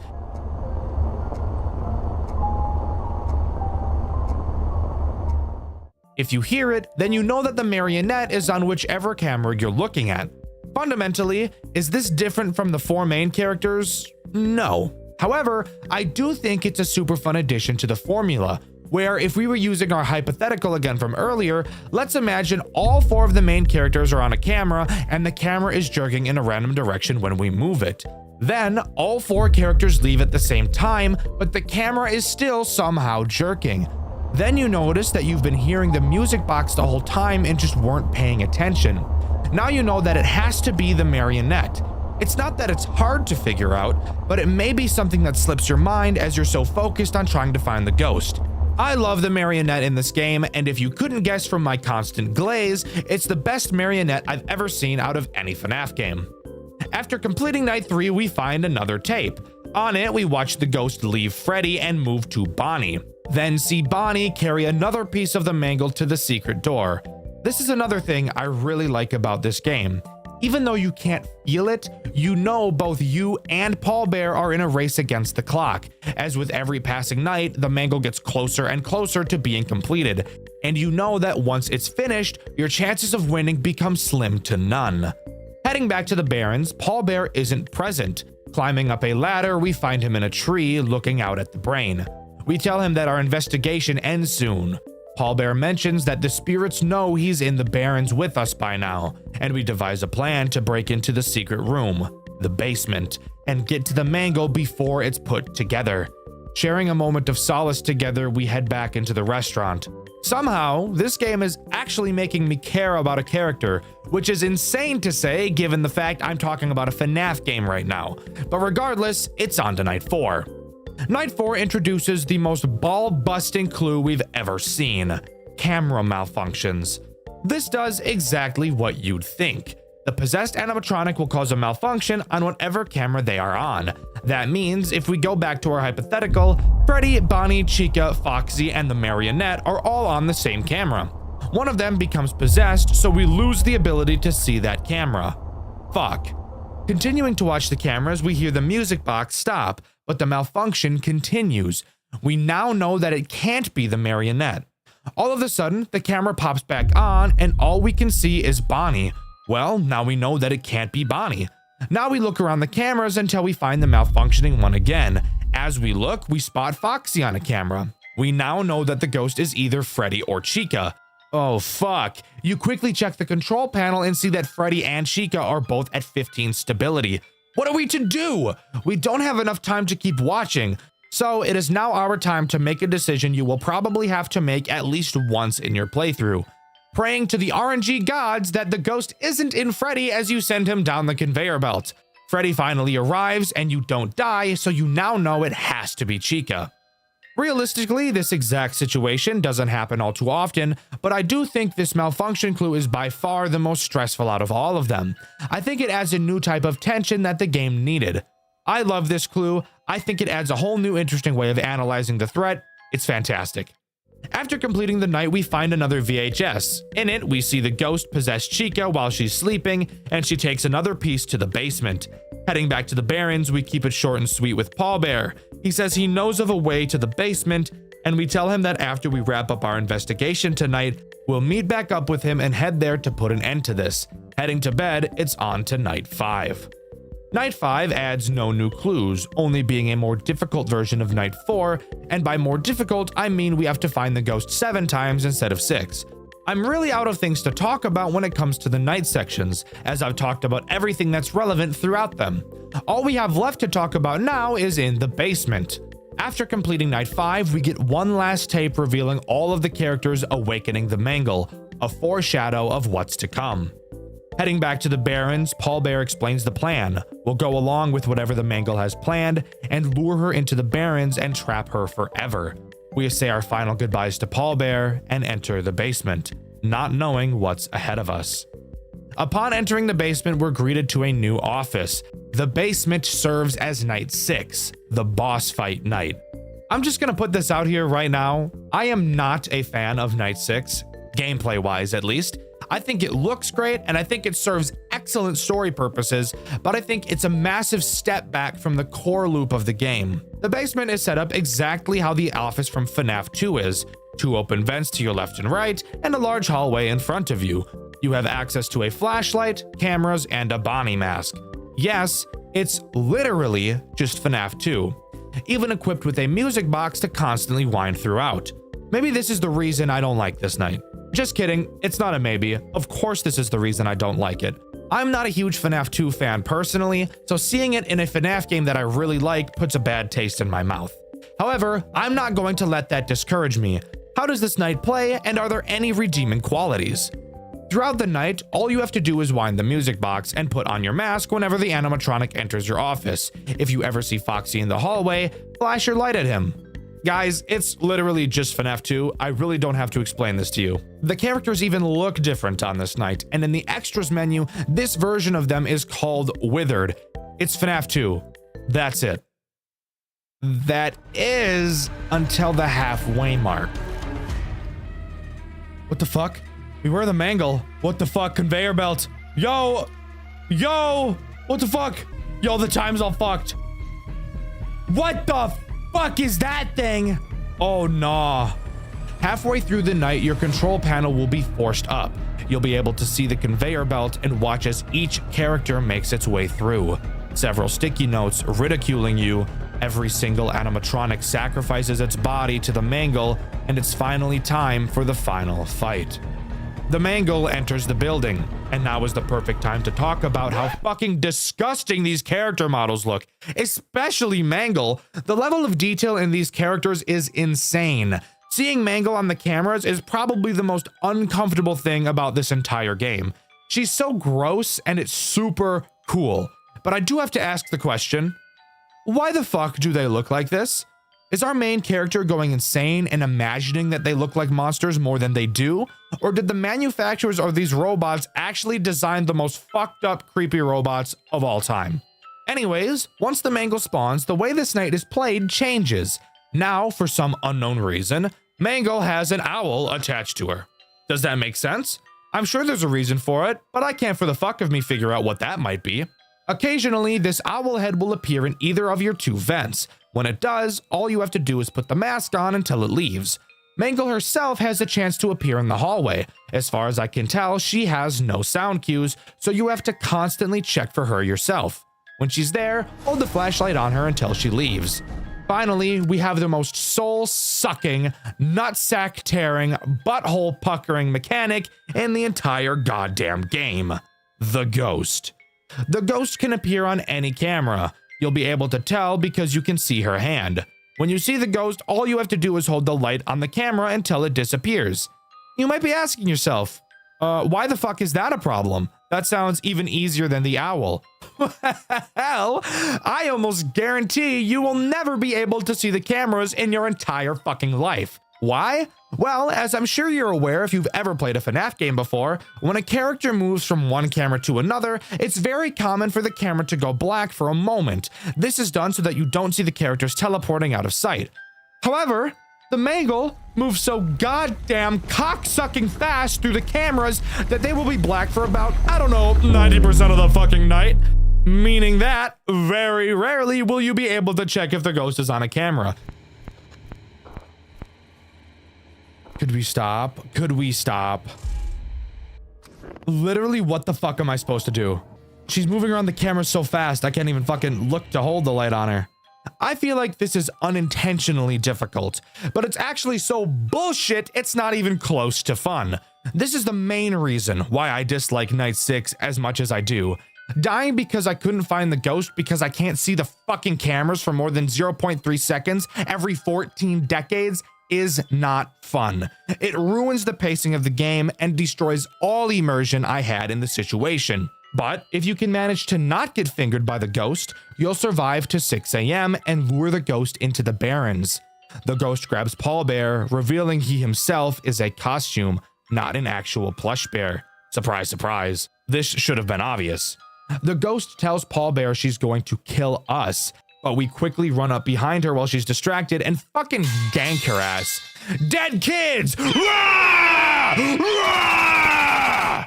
The screen cuts to black. We learn 5 years later, Juniors would reopen after some significant rebranding, focusing on, quote, family fun and above all, safety. A line that should be familiar sounding if you've played the official games. Finally, a character named Jeremy is asked when they're free to start the job. Let's pause. This twist is pretty damn cool. We saw an exact replica of the FNAF 2 office on Night 6, and now we learn that Jeremy Fitzgerald is being hired. Of course, knowing the official lore, Jeremy was the night guard in Five Nights at Freddy's 2, and the family fun and above all safety is something the phone guy says in FNAF 2 as well, which would lead me to believe that the rebranding of Juniors was to Freddy Fazbear's Pizza in the form of the pizzeria we see in Five Nights at Freddy's 2, using the toy animatronics and the layout we find in the basement. But with that final awesome twist, Juniors comes to a close. Overall, I think Juniors is unironically the best Five Nights at Freddy's game I've ever played, even beating out the official games. Sure, I'm not the biggest fan of the final boss night, but the rest of the game easily makes up for that shortcoming. Juniors is 100% at the top of my fan game tier list, and I highly doubt it will be losing that position anytime soon. I've covered a lot of games made by the developers in the Five Nights at Freddy's Fanverse initiative. I've covered the fantastic Joy of Creation made by Nixon, the famous Five Nights at Candy's by Emil Mako, and I've covered the gorgeous One Night at Flumpty's by Groomer Jonachrome. For the most part, I've enjoyed all of these games, but there is still one game in the initiative I have yet to cover, Pop Goes by Kane Carter. Another incredibly well-known FNAF fan game with a lot of people having a sweet spot for it. Today, I'm here to find out why. Stick around because I've got a lot to say about it. As mentioned, Pop Goes was created by Kane Carter and was released to the public on June 26, 2016. Immediately, it got a lot of recognition, with FNAF fan games definitely being popular at the time, but it was still new to find a game that remotely matched the quality of the originals. And Pop Goes 100% did. The game shares lore in continuity to the official Five Nights at Freddy's games. However, it does retcon everything FNAF 4 onwards, meaning in order to understand the lore, we have to think only about FNAF 1 through 3. With that key detail out of the way, let's get all around the cobbler's bench and right into Pop Goes. A lot of FNAF fan games like to have an opening cutscene, but not Pop Goes. This game will already get you on your toes by not even showing you the standard newspaper, just jumping right into night 1, wiping its balls all over my forehead. Fantastic. Something you'll notice immediately is the way that Pop Goes handles the office. It's honestly probably the coolest office I've ever seen come out of a FNAF game. It actually comes out of this game harder than you gooners come out of the closet. While in the office, which is hard to even call an office honestly, you will be able to look 360 degrees all around you, with 4 different directions to look in, all serving a different purpose. Although I will admit one of them doesn't really have any reason for existing, but we'll get into that later. Starting directly in front of us, we have our cameras, which are controlled by our phone, and some colorful buttons. Since this is where we'll be spending most of our time, I'll talk about this a bit later. Turning to our left, we can actually see one of the animatronics, and it's at this moment it becomes apparent that we are not in an office, but are rather just in a giant-ass room in the restaurant. This character's name is Blake the Badger, but he's harmless on this night, so as I've already said multiple times, we'll talk about him later. Turn left again to look behind us, and we'll be able to see the actual fucking stage where all the characters are. Holy shit, my butthole just puckered and my penis just retracted up inside of my body. We are literally constantly next to almost every animatronic in the entire game. You might think that'll make just about everything in this game useless, since they're already pretty much free to grab up on us, but as you'll learn throughout this video, these guys have a very, how should I say this, retarded thought process. Finally, turning once more to the left, we can see a window to the parking lot, with a bird character standing outside. We'll talk about what he does later, but for right now, I want to talk about what actual purpose this window serves. On the bottom of the screen, you will see a panic meter. Naturally, throughout the night, it will rise, and looking at animatronics will cause this panic meter to rise faster. In order to make it decrease, you'll need to look to the right at the window. I guess looking outside makes you remember how much you enjoy touching grass. Just kidding. Being outside is scary, and it's summer right now, so it's really fucking hot. I'd rather die than go out there. Fun fact, as I'm writing this script, I'm not wearing a shirt because of how blazing hot it is, even though it's only 9:45 p.m. What kind of bullshit is this? Why is it so goddamn hot where I live? This shit is ass. Oh, and by the way, as I'm recording this, it's currently 11:48 p.m. and it's somehow gotten even hotter. Also, by the way, put your dick back in your pants, you're not going to see me shirtless, and stop imagining it too. I already know how weird you fucking freaks are. Yes, I read the comments. Behave. Anyways, if your panic meter increases all the way, you'll be unable to do literally anything. That includes turning to look in any direction, and Pop Goes will very quickly dig in your butt. Want to hear a really cool fact about this? Turns out I'm actually the most retarded person on the face of the planet Earth. The phone guy explicitly describes that if we're feeling panicked to look outside. I swear to you, I had no fucking idea that the window to our right was a window to the outside. I knew it was a window, but for some reason I couldn't tell that it was to the outside of the building. I thought it was just another room inside the building, and I think the reason I thought that was because the animatronic could be seen through it, and I didn't think that they'd place an animatronic outside. But that still doesn't make sense, because what I thought you had to do was look at camera 10, which is a camera out in the parking lot. While this does seem to decrease your panic very slowly, I thought it was going to be impossible to beat this game because of how slowly it dropped. Again, keep in mind, I can see the crow animatronic in this camera, and it took borderline until night 3 for me to notice that yes, that window is outside, and by looking out of it, my panic will decrease a fuck ton faster. Looks like the panic meter don't exactly work very well though, bro. Like, look, I keep fucking jumping back up and shit. What am I supposed to do with this panic meter, bro? It like doesn't go down consistently at all. Dude, this is bullshit. What the fuck are you supposed to do? That's not possible. What the hell is that bullshit? What? What's the point of turning except to see? Like, what's the point of this? Like this area. Wait, that's the... Oh! I'm retarded. This is a fucking parking lot. He means literally... Guys, I'm actually fucking retarded. Holy shit, guys. I'm a fucking idiot. Oh my god. That has to be actually the fucking stupidest thing I've ever done in my whole life. So, with that out of the way, let's talk about our camera system. Looking at it at a first glance may seem a bit intimidating, but this game actually does a fantastic job at slowly introducing new mechanics. It's actually probably better at this than any other FNAF game I've ever played before. Let's just focus on what needs to be focused on during night 1 and ignore everything else until it becomes relevant. Obviously, you can switch through the cameras like any FNAF game, and the cameras in this game use no power. In fact, this game doesn't even have power to begin with, which I think is something we can all appreciate. The only other thing on the cameras we need to worry about is the room shutdown button.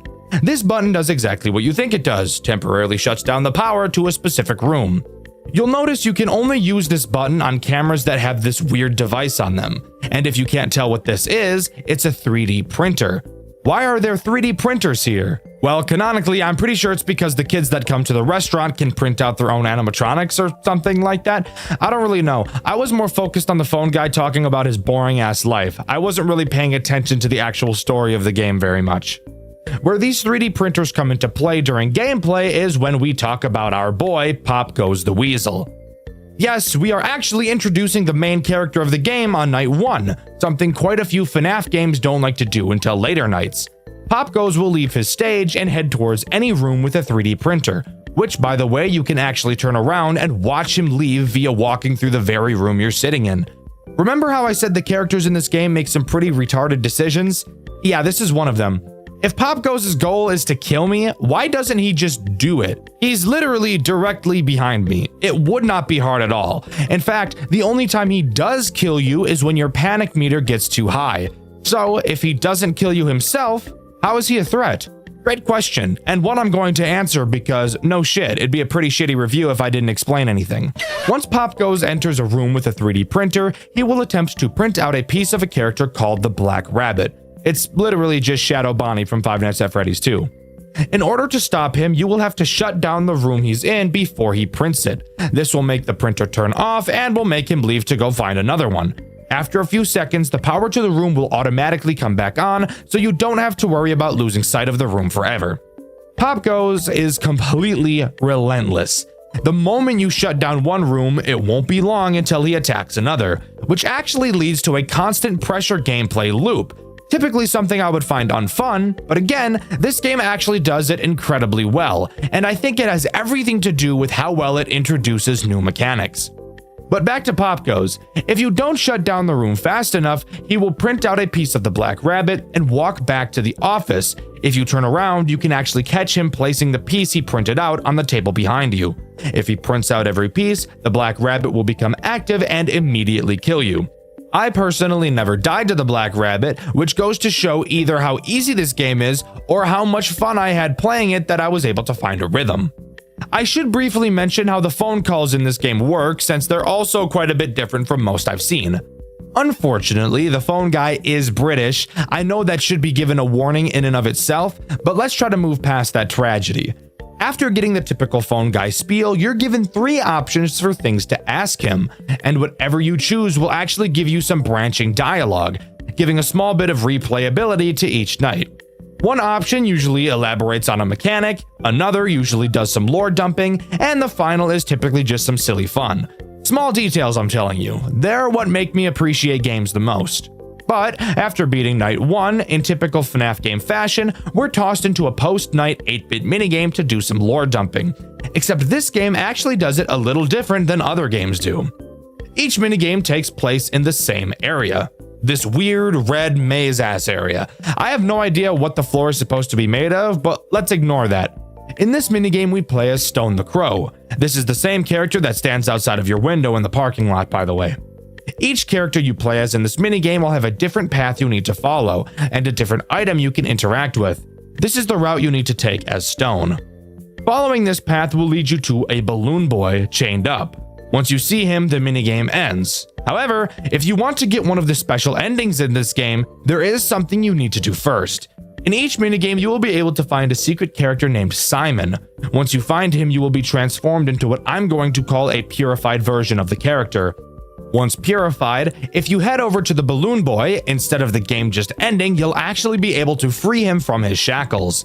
This will happen in every minigame, just with different paths and characters. Additionally, if you interact with Balloon Boy's hat before you reach his room, a short cutscene will play. And by cutscene, I mean a single fucking drawing. But hey, that's cool, I suppose. As far as I'm aware, looking at these drawings doesn't aid in getting you a special ending, just some fun extra lore to find.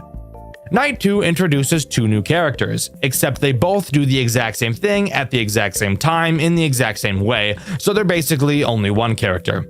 Those characters being Saffron and Sarah the Squirrels, aka this game's gooning material. Get your Jergens out, or just use your hand if you have foreskin because your parents don't love you. Saffron and Sarah, like Popgoes, can be seen on stage directly behind you. They too would prefer to do something incredibly complicated and retarded rather than just blow your back out from behind like any normal attacker would do in this situation. They introduce a new mechanic, your vents. As I'm sure you could guess from me saying that, these two travel through your vents in an attempt to drop down on you and sit on your face, which is exactly why I never stopped them. Anyways, you can toggle your vent camera on a majority of cameras around the building. Think of the map as a big roundabout these two have to go around. They start in camera 8, then go to 6, then 3, then 1, then 2, then 5, then 7, and finally arrive at your office. So you have plenty of time to stop them. But be warned, once they travel into a new vent, they will never go back under any circumstance. So really make sure you stay on top of them. Personally, I'm into femdoms, so I prefer to be on the bottom of them. But that's really not important. When you spot them in your vents, you must turn on your vent heater, which will cause lasers of all things to shoot down in the vent, blocking their path.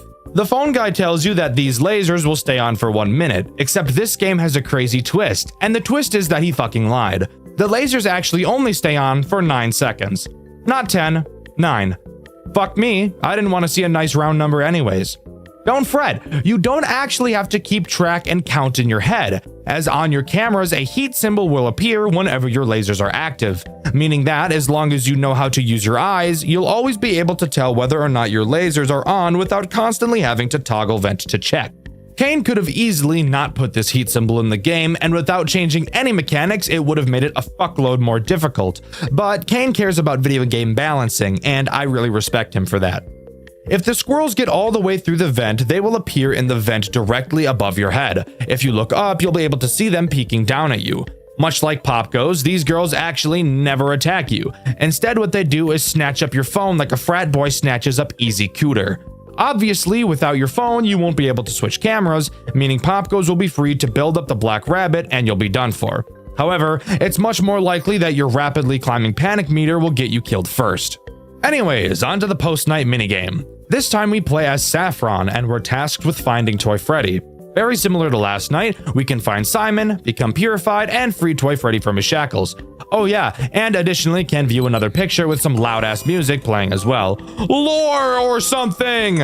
Also, by the way, here's the path you need to take. Night 3 introduces one new threat, Blake the Badger. However, I first want to talk about a threat I haven't mentioned thus far, Stone the Crow. He actually has 2 different attacks, one that becomes active early in the game and one that doesn't become active until a later night.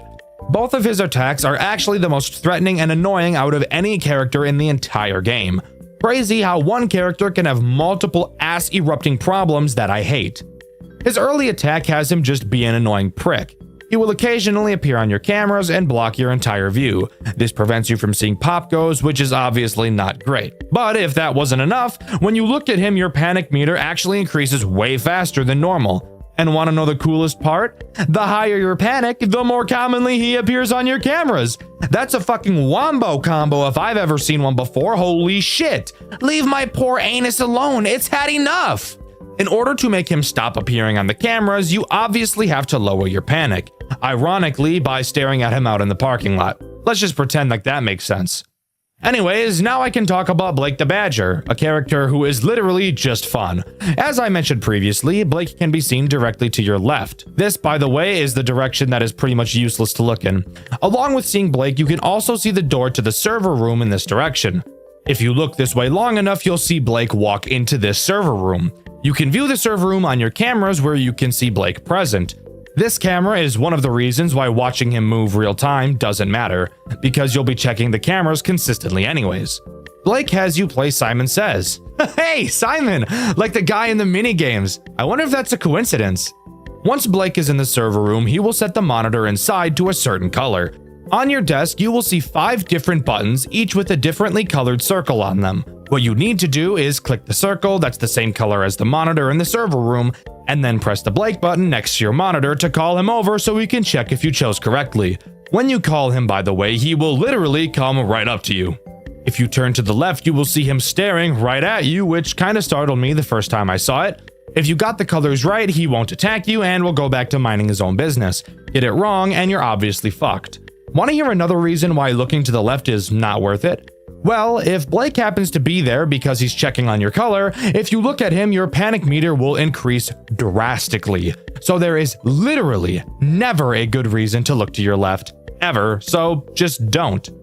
Night 3's post-night minigame has you play as Sarah. I'm sure you can already guess what you need to do. Find Simon, become fearified, and find my wife Toy Chica and free her from her shackles, and then let her use those shackles on me so she can have her way with me.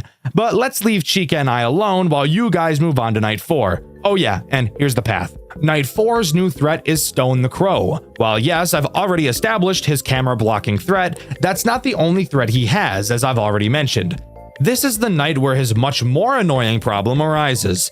If you are to look out of the window for too long, Stone will turn his head towards you and, I'm not joking, make the most ear-piercing, skull-fucking degrading screech I've ever heard in my entire life. I'm not lying. It's actually the loudest noise in the whole game, and it scared the fuck out of me every single time I heard it. Oh, for fuck. My goddamn ears, bro. When he turns his head at you, your panic meter will increase faster than anything else that causes it to increase. Like, I'm talking fast as fuck. Usain Bolt type shit. Obviously, turning away will cause him to stop staring, and you'll be able to look at him again to decrease your panic that he so rudely increased. This does bring up an interesting dilemma and will force you to come up with a new strategy when playing. You know that looking out the window for too long will cause him to look at you, but you also need to keep your panic empty so he doesn't appear on the cameras. So you need to figure out a proper way to both deal with Popgoes, the squirrels, and Blake, while also looking out of the window frequently enough to not cause Stone to look at you, while also keeping your panic meter completely empty so he doesn't appear on the cameras. Because once your pattern breaks, it will be very difficult and stressful to get yourself back on track. Night 4's post-night minigame has you play as Blake. Here's the path you have to follow to get to Mangle, but remember to find Simon and purify yourself first. I'll never understand the attraction some people have to Mangle. I don't even see how sex with her would be fun. She's a fucked up mess of wires. Even if you could figure out how to get it done, you'd borderline have to be a contortionist in order to not get yourself injured while doing the deed. Anyways, on to Night 5. Night 5 doesn't introduce any new threat, just being a harder version of Night 4, so I'll use this time to talk about Simon and how he appears in the nights. That's right, Simon himself does appear in each night, however, I never saw him throughout my playthrough, which you can find on my second channel, Dxtr Black, and that's because of how specific finding him is. Each night he will appear in a certain room at a certain time, only for a few seconds, which is why I never saw him. When you find him, you will need to click on one of your Simon Says buttons that corresponds to the color of his eyes. When you do, he will say something to you. I guess it being Simon Says wasn't a coincidence after all. On night 1, he will appear in the arcade's vent camera at the 526th second of the night. That's right, it's actually that specific. His eye color will be red and he will say the following. Simon Says. On night 2, he'll appear in the birthday room camera at the 116th second. His eyes will be pink and he'll say the following.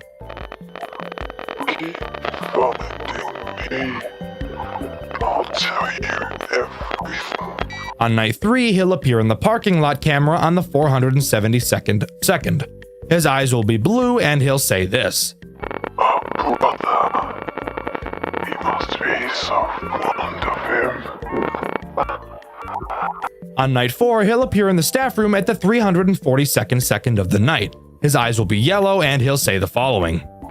Do you think you know who he is? The truth is behind this door. And at night 5, he'll appear in the hallway camera at the 273rd second of the night. His eyes will be green and he will say this. He doesn't want to remember. We can help him tomorrow. Overall, a pretty cool bit of extra lore in a very fun and interactive way. Again, I'm in love with little details like this. Also, here's another fun fact. If you stare at Simon's screen in the extras menu for too long, your game will crash, so that's pretty cool. Anyways, onto the post-night minigame. Here you play as Pop Goes. Here's the path you have to take to find the worst FNAF character ever designed, Toy Bonnie. And as always, don't forget to find Simon and purify yourself. God, I fucking hate Toy Bonnie. He's the main reason why Five Nights at Freddy's 2 sucks as much dick and balls as it does. I know people have found a way to make 1020 mode not random, but fuck you. He's still a bag of dicks. Night 6, once again, adds no new threats, just being the hardest non-custom night in the entire game, really amping up the game's difficulty. I want to talk about two things during this night. This game does probably the best job I've seen at making a challenging experience without being frustrating, janky, or awkward. This night is definitely hard, requiring you to be precise with your mouse, quick with your thinking, and requiring a lot of nerve control throughout. But never throughout my playthrough did I feel like the game was unfair or that there was too much RNG involved. This game is a perfect balance of challenging and engaging. I've truly never seen another FNAF game pull it off as well as this game has. Additionally, Simon can be found on this night as well. I didn't talk about it last night because the way you find him in this night is without a doubt one of the coolest things in the whole game. He'll appear in the station on the 273rd second of the night. You might be wondering what the station is, and the station is literally the room you are sitting in. Simon will appear on the table directly behind you. He leans in so close you can feel his breath on the nape of your neck. It might turn some people on, but it personally makes me feel a bit uncomfortable. Anyways, his eyes will be white and he'll say the following. He wants to save her, and I will make his wish come true. Thank you, Strings. If you've done everything correctly in the post-night minigame so far, you'll be put into the 6th night post-night minigame where you play as the Black Rabbit. Finding Simon, you'll realize he looks different, appearing to be glitching as the purple guy, and upon purifying, you seem to become Spring Bonnie, implying that either Simon has been William Afton the whole time, or that Pop Goes has been trying to construct William Afton the whole time. Continuing forward, you find a man and kill him. This man being Fritz, or Jeremy Fitzgerald, the phone guy who's been talking to us throughout the nights. Hold the fuck up. The phone guy has been Jeremy Fitzgerald, aka the person we play as in Five Nights at Freddy's 2. Again, keep in mind that anything that happens in the official FNAF games from the 4th game and beyond are not canon in Pop Goes.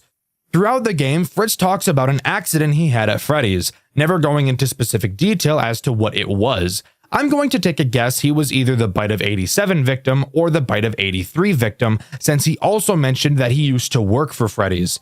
You might think that it can't be the Bite of 87 because we already know that that was a child, and Fritz mentions that the accident happened when he was a teenager. But again, remember that we learned it was a child in Five Nights at Freddy's 4, which isn't canon to this game. so it could be up in the air. If you have a better idea, or you know I'm wrong as fuck, let me know in the comments. I love reading your guys' corrections.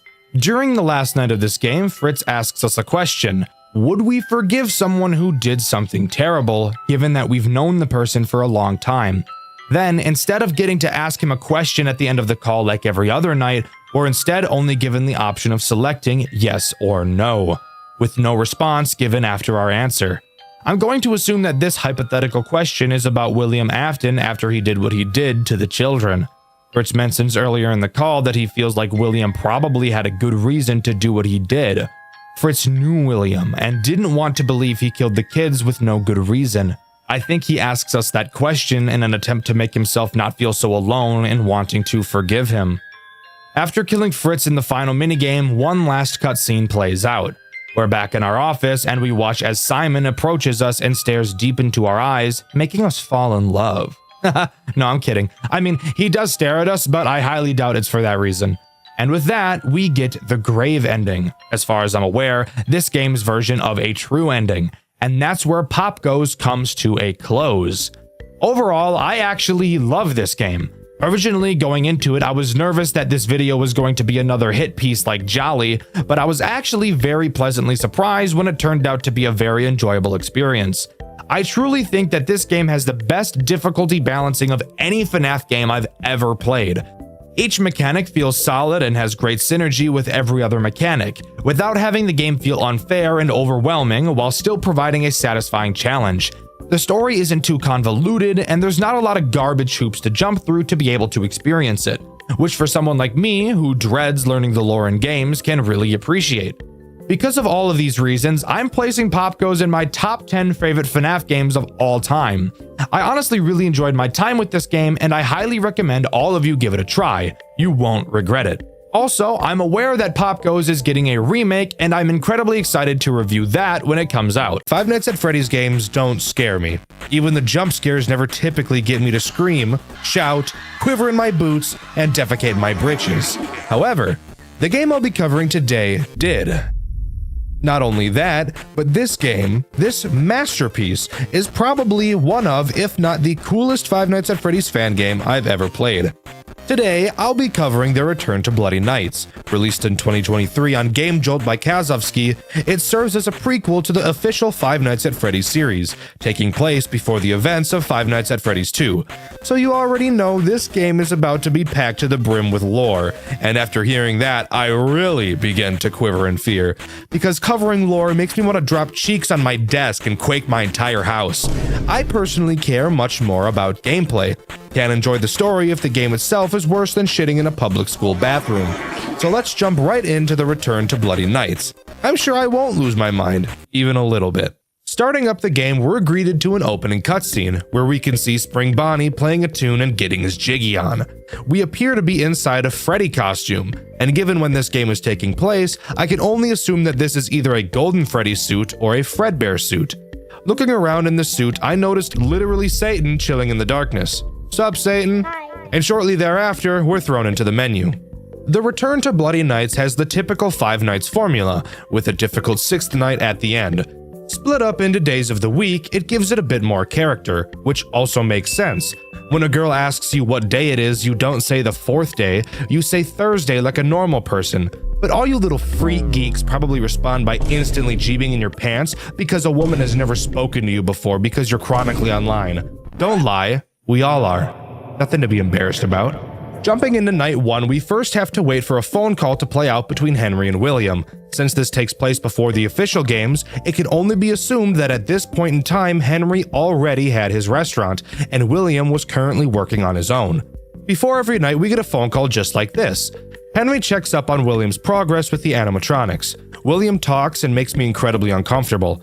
Seriously, the voice actors in this game did an amazing job of playing the parts. Oh, and I can't forget my favorite part, getting to hear Henry tell William that safety comes first about 800 times per phone call. I want to make sure that our establishments are safe for everyone who comes through our doors. I still want you to take your time with the project. Rushing things could lead to mistakes. But I do need to move quickly if we're going to open in time. I know, but Please keep safety in mind, above all else. Honestly, if I was William and I had to hear Henry tell me the same thing a million times, I probably would have killed those kids too. Moving into the office, we get to listen to yet another phone call. Holy shit, I'm gonna tear my pubes out. I know this game is more focused on lore, but holy shit, I downloaded the game to play it. If I wanted a story, I'd get a visual novel. In all honesty though, the in-office phone calls are actually also great. Again, the voice actor did an amazing job playing the part. He tells us about the restaurant, whatever the fuck. Tell me about the robots, bro. That's what I'm interested in. Night 1 introduces Spring Bonnie. I'm sure you could have guessed. This game takes place in Fredbear's family diner. We play as a guy named Scott, which I might add is probably the whitest name of all time. Spring Bonnie does exactly what you think he does. Starts on the show stage, shimmies around the cameras like he just sprayed some cologne in the air, and brings it around town to your right side office door. It's at this point where I should establish how the doors work in this game. You'll notice that there are no lights. However, you do have a flashlight, so you can flash that puppy into the doorways to see what's there. However, you'll notice that your flashlight doesn't illuminate the entire doorway, so you'll have to move your flashlight around to actually see the full picture. It's also because of this that we get my favorite part of this entire game. Oh my fucking god! Holy shit! Oh my god, that was fucking cool as shit! Oh my god, bro. Holy shit, that was awesome. The moment I saw this, I thought to myself, yep, for sure. This game's getting a white video. The fear in my voice in that clip was genuine. I know a lot of creators on this site like to fake and hype up their reactions because it makes good content, but if you watch my second channel, Dxtr Black, you'd know that all of my reactions are real. So not often will you catch me getting scared like that, but hot damn was this cool. As I'm sure you could guess, when you see Spring Bonnie in the doorway geeked out of his mind, you need to close the door and wait for a sound cue letting you know he's left. With only one animatronic, I'm sure you could guess that this night is incredibly easy, so let's move on to night 2. Night 2 introduces Fredbear. He acts the same way as Spring Bonnie, except he attacks the left door rather than the right. Since that's pretty boring, let's talk about the cameras and why I think this game does animatronic movement correctly compared to other games. Something I've noticed in a lot of FNAF games is that characters have a path. No shit, that's how it's always been. But you'll notice in most games that this path is very basic. For example, I move from camera 1 to 2 to 3 to 4 and then arrive at your door. Very basic. This game and a few others do something really cool.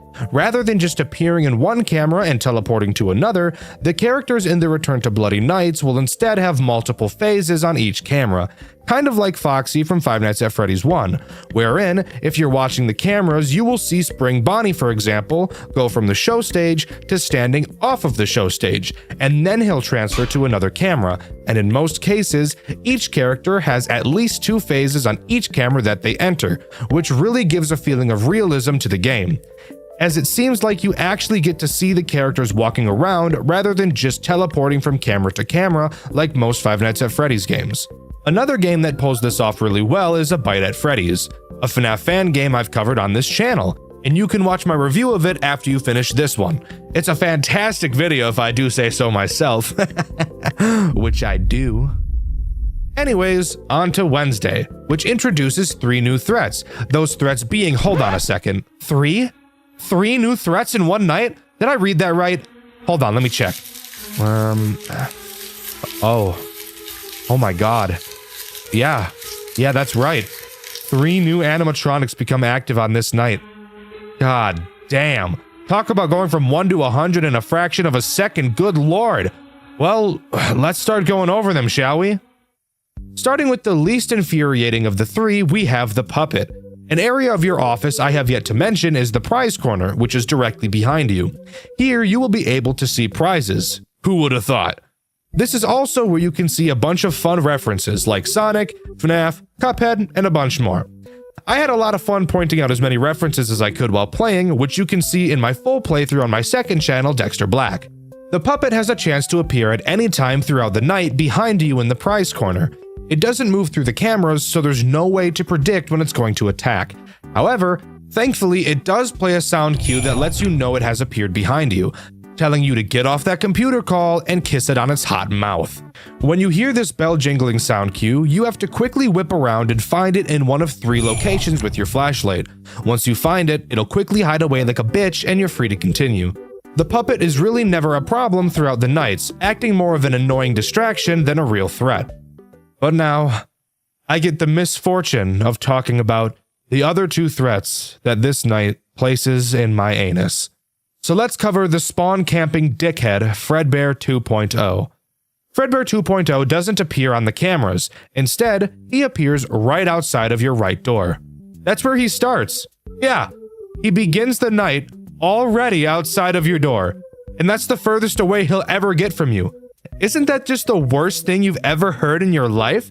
I think I'd rather be diagnosed with butthole cancer.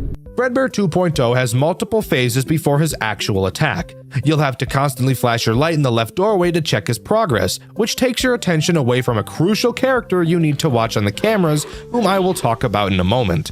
As he gets closer and closer, you'll get to hear him talking right in your fucking ear, which is a pain in the ass because I'm trying to listen for movements and bell jingling at the same time. So I'd really appreciate it if you'd hop off my cock. When Fredbear 2.0 gets to your door, he will crouch down to try to get in. Which, by the way, looks crazy cool. I love animations like this in FNAF games. It adds so much life to them. Something you'll notice about Fredbear 2.0 in comparison to the other animatronics that attack your doors is that he appears to linger at them for much longer than the others. You wouldn't be crazy for thinking that either, because he does. When Fredbear 2.0 crouches down, he won't instantly enter your office like Fredbear and Spring Bonnie do. Instead, he'll wait about 8 seconds before actually attacking you, giving you time to check on the puppet and Mr. Dickhole, who I'll be covering next. That may sound like a nice gesture. Aw, he's giving me time to worry about my other problems. What an emotionally intelligent guy. No, this guy is a dick.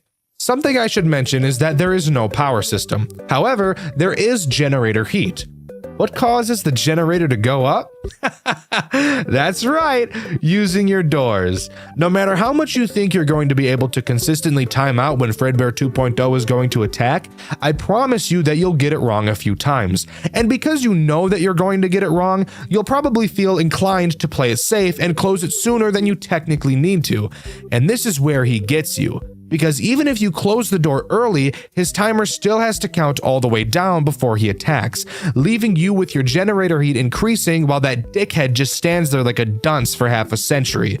On later nights, you'll be getting attacked pretty frequently, so having this guy waste even a few seconds with your door closed can be the cause of a run to end later down the line.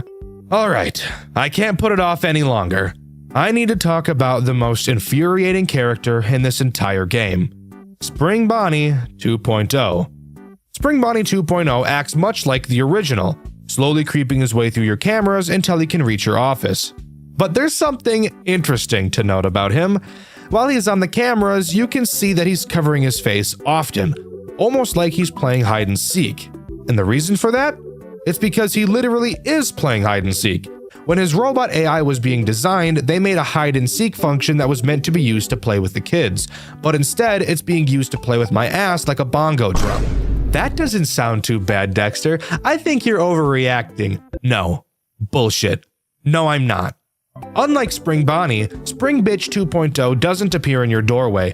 Instead, he'll just pile drive in. So the key is to watch the final camera he appears on. He has 3 phases in this long hallway, the final of which has him close up and personal to the camera. Once you see him there, he will run out of frame, and you need to quickly close the right door before he busts in and then busts in you. Wait! Before you type in the comments how I'm bad and that this isn't a hard mechanic at all, ooh, it's basically just Foxy, Dexter, you little bitch boy. Shut the hell up. That's what I thought at first too. However, there's one tiny little tweak that makes him worse than a hangnail that just keeps peeling your skin back the longer you pull on it. Unlike Foxy, who, when you look at him in the hall, his animation starts playing and then you close the door and the cycle continues. Simple. Nope. Not Spring Bussy 2.0. He's different. When you look at him on the cameras in his final phase, he won't immediately play his animation like Foxy does. Instead, he's kinda like Fredbear 2.0 in a way. where he has a timer for when he'll actually attack, bringing up the same issue as Fredbear 2.0, where you'll probably end up closing the door earlier than you need to and building up your generator heat. Mixing these two characters together is gruesome. Introducing them both at the same time, on top of another character that demands your attention consistently, downright vile. I'd rather stick my willy in the exhaust pipe of a running motorcycle than deal with these two douchebags ever again in my life. There is one final threat I have yet to mention, but because of the strategy I used to beat this game, I actually never encountered them, that threat being the Golden Cupcake. According to the wiki, he only appears on the third night. Amazing! Fuck 3 threats introduced at the same time, why not 4? He has a chance to appear on any camera, just acting as a visual annoyance. To get him to move, just switch to another camera and he'll disappear. I'm guessing because my strategy only had me using one camera throughout the entire night, it never gave him a chance to spawn. I'm not totally sure, and again, the wiki says he's only active on night 3. Why not nights 4, 5, and 6? I don't really know. This character seems like a weird inclusion. Let me know in the comments if you know more about this little guy. Hey there, future Dxtr here, coming in to inform you with some much needed corrections for something I mentioned earlier. I made a whole big point about introducing Fredbear 2.0 and Spring Bonnie 2.0 at the same time. Apparently I'm retarded. Fredbear 2.0 isn't introduced until Thursday night. I apologize. I don't know how I got that so incredibly wrong. I probably just remembered how ass I thought that duo was together and misremembered them being introduced at the same time. I don't know. Again, I apologize. Let's get back to the goon session. The remainder of the nights are just more difficult variations of each other. No new characters are introduced. Something crazy you'll notice, however, is the incredible spike in difficulty after Wednesday. Who would have thought being bombarded by AIDS can do a real number on you? This is actually the most common criticism I've seen of this game. The difficulty curve isn't a curve, it's a steep cliff that you're at the bottom of. I recognize why people feel this way, but guys, I was able to beat it. You know, the guy that's actually probably the worst FNAF player of all time. If I did it, you can do it. I promise. Oh, something I decided to not talk about was what happens after each night. Every time you complete a night, we're put into a cutscene where Scott, which again is our character, is scanning the animatronics for paranormal activity. I'm not sure what the name of the device he's using is, but this is what he's doing. I know that because I know how to use context clues. Also because the wiki told me that's what he's doing here. Remember those phone calls I talked about at the beginning of the video? If I want to cover the lore, it's important I talk about those phone calls a bit more. I know. Ugh, Dexter's talking about the lore in a game. He's really bad at that. He's only funny when he's talking about the gameplay. I know, trust me. I'm gonna try my best though, because the story in this game is honestly really, really cool, and I want to share it with you all. I don't want to be like some other game reviewers who tell you to just play the game for yourself to learn more. You're watching reviews to get a review. If you wanted to play the game, you'd just do that. You don't need me telling you to go play it. Night 2's phone call reveals that William has gotten a divorce, and apparently some of the workers are concerned that he's drowning himself in work. Henry tells him that safety comes first. Thank you, Henry. I would have never fucking guessed. Wednesday's call, William begins to brag about his new child-friendly animatronics. These animatronics he's talking about are Fredbear 2.0 and Spring Bastard 2.0. William reveals he's been studying child psychology. Uh-oh. In this day and age, there's only one direction this could be going. Just kidding. This isn't Dormitibus. It's not about to get weird. Afton claims his divorce is taking a toll on his mental health, but he's focusing on work to distract himself. Henry opens up about his feelings like a man never should. Some bullshit about how his only child Charlotte means so much to him, blah blah. Who cares, bro? I'm building fucking robots. That's way cooler than your lame-ass kid who can't even wipe her own ass properly. Thursday's phone call reveals that William wants to distance himself from his 2 sons and focus more on Elizabeth.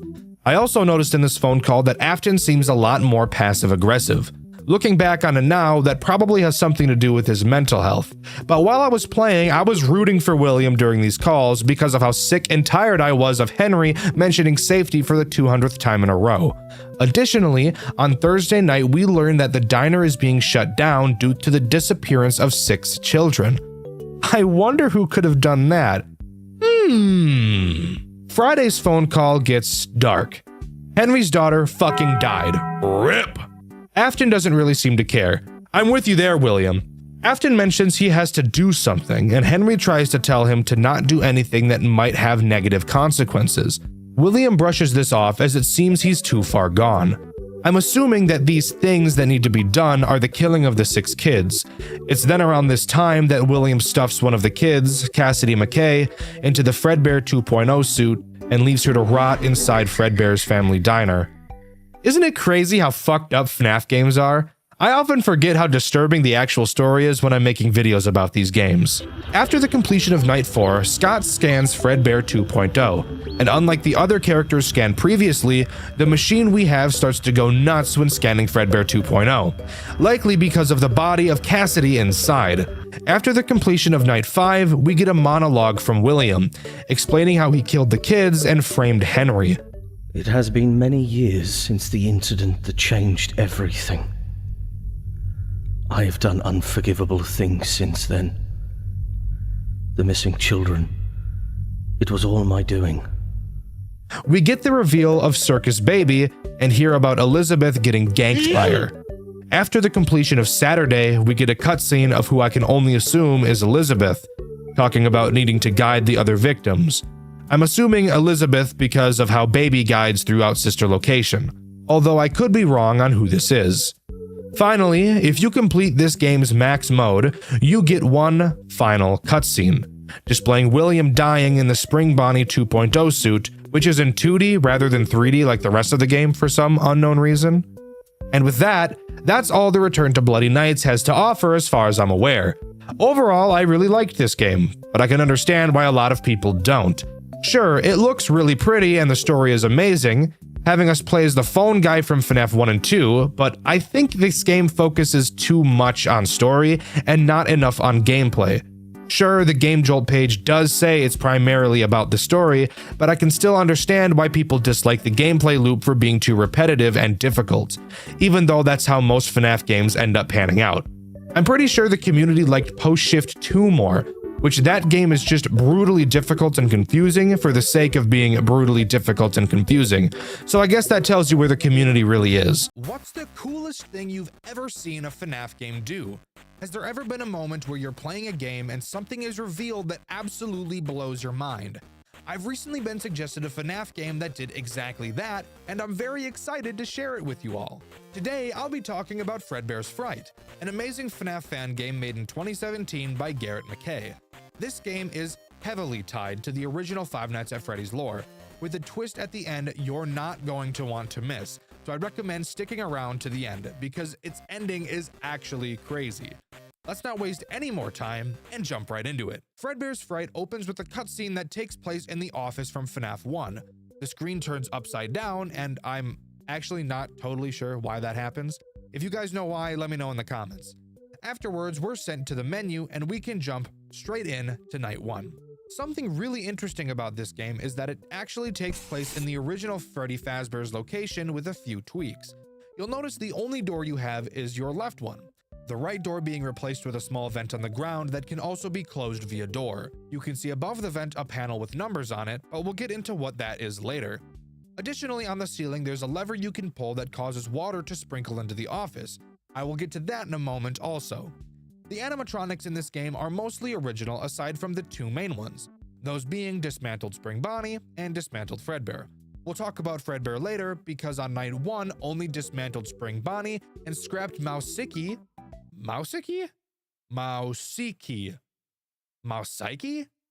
just gonna say Mousiki are active, so let's talk about them. Spring Bonnie acts as one of the main antagonists in Fredbear's Fright, and will probably be the character you see the most of in your playthrough. And if you take a look at him, you'll notice he is absolutely big back. This motherfucker never leaves the line at the Golden Corral. He starts on the main stage and moves towards your office. He moves to your right side to attempt to enter your vent. You'll be able to tell when he enters your vent because you'll hear the vent banging. Unlike shitty ass, fuck ass Five Nights at Freddy's 2 vent noises, there are actually different noises for different circumstances so that you can actually tell what's going on, which I'm sure everyone can appreciate. When Bonnie, or any other character for that matter, first enters your vent, you will hear exactly 2 vent bangs. Once he's in your vent, just close the vent door. After this, there are 2 other possible vent noises that will be heard depending on which night you're on. If you hear just a single bang, that means whatever is in your vent has left, and you're safe to open the vent door. However, if you hear more than 2 vent bangs, that means that whatever was in your vent just swapped places with someone else, and you should keep your vent closed. This is so incredibly helpful, it cannot go unnoticed. Because of this sound system, it doesn't make you rely on the cameras to tell the location of animatronics that attack from the vent. This is miles better than what FNAF 2 does, where every single possible movement in the vents uses the exact same fucking sound. And if you're on a super busy night like 10-20 mode, the vent noises will actually start to overlap each other, making it borderline impossible to tell what the hell is going on.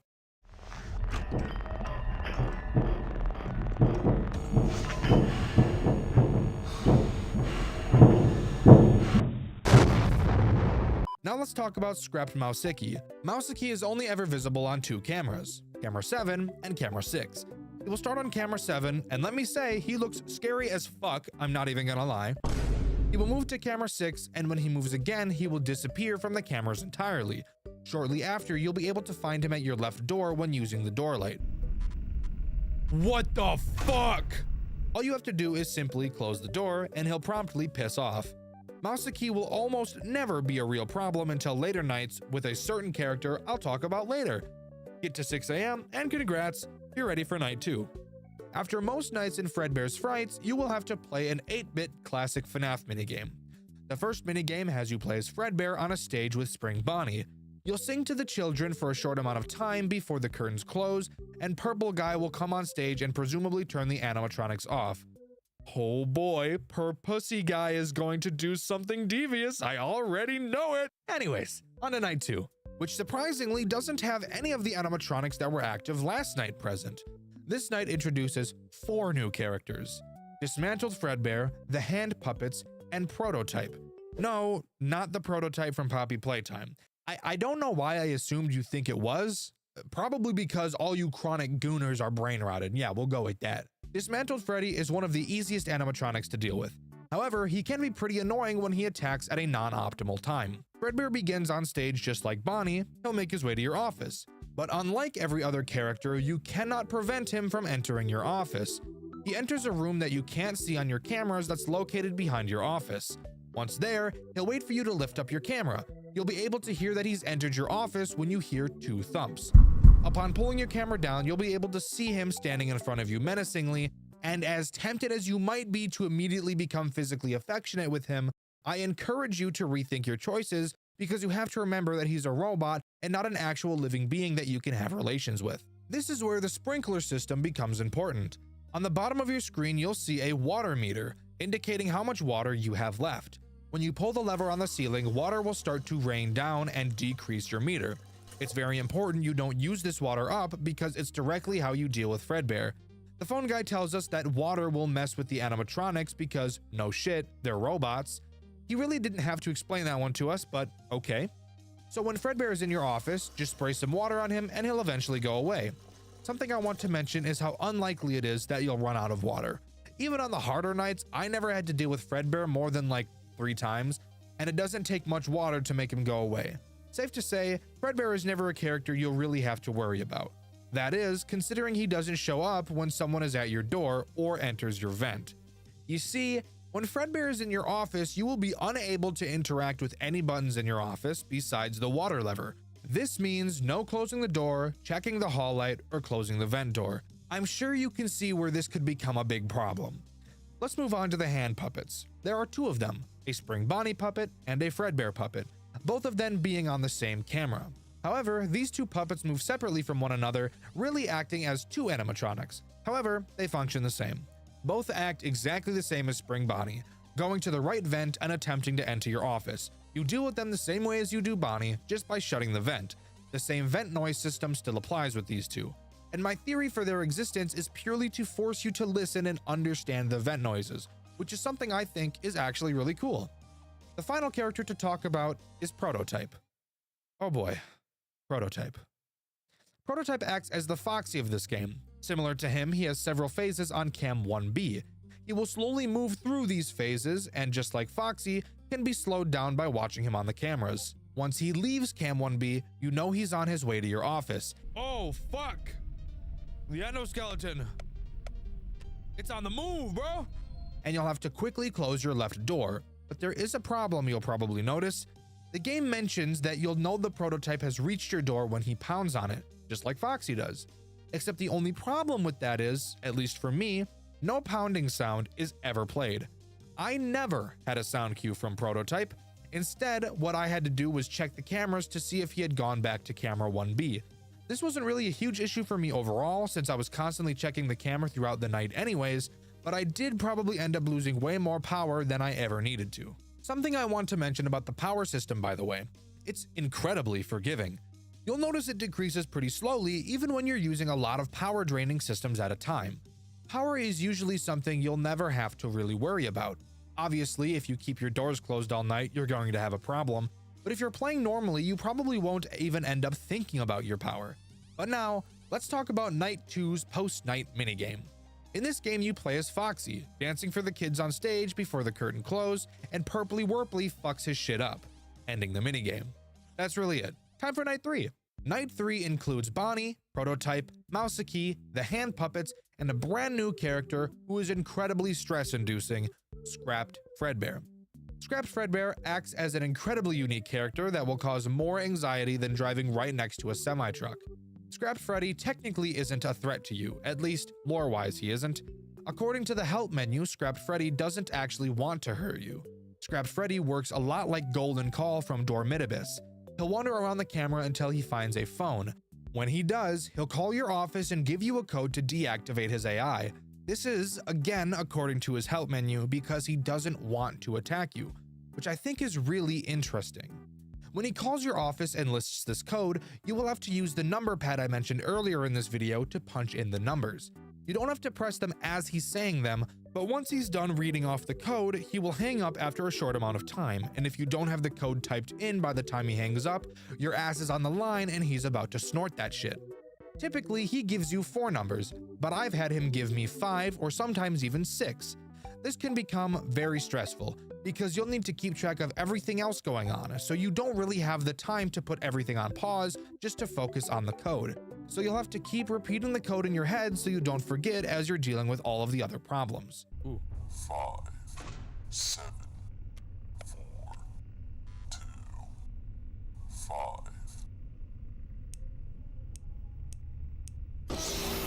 You bitch!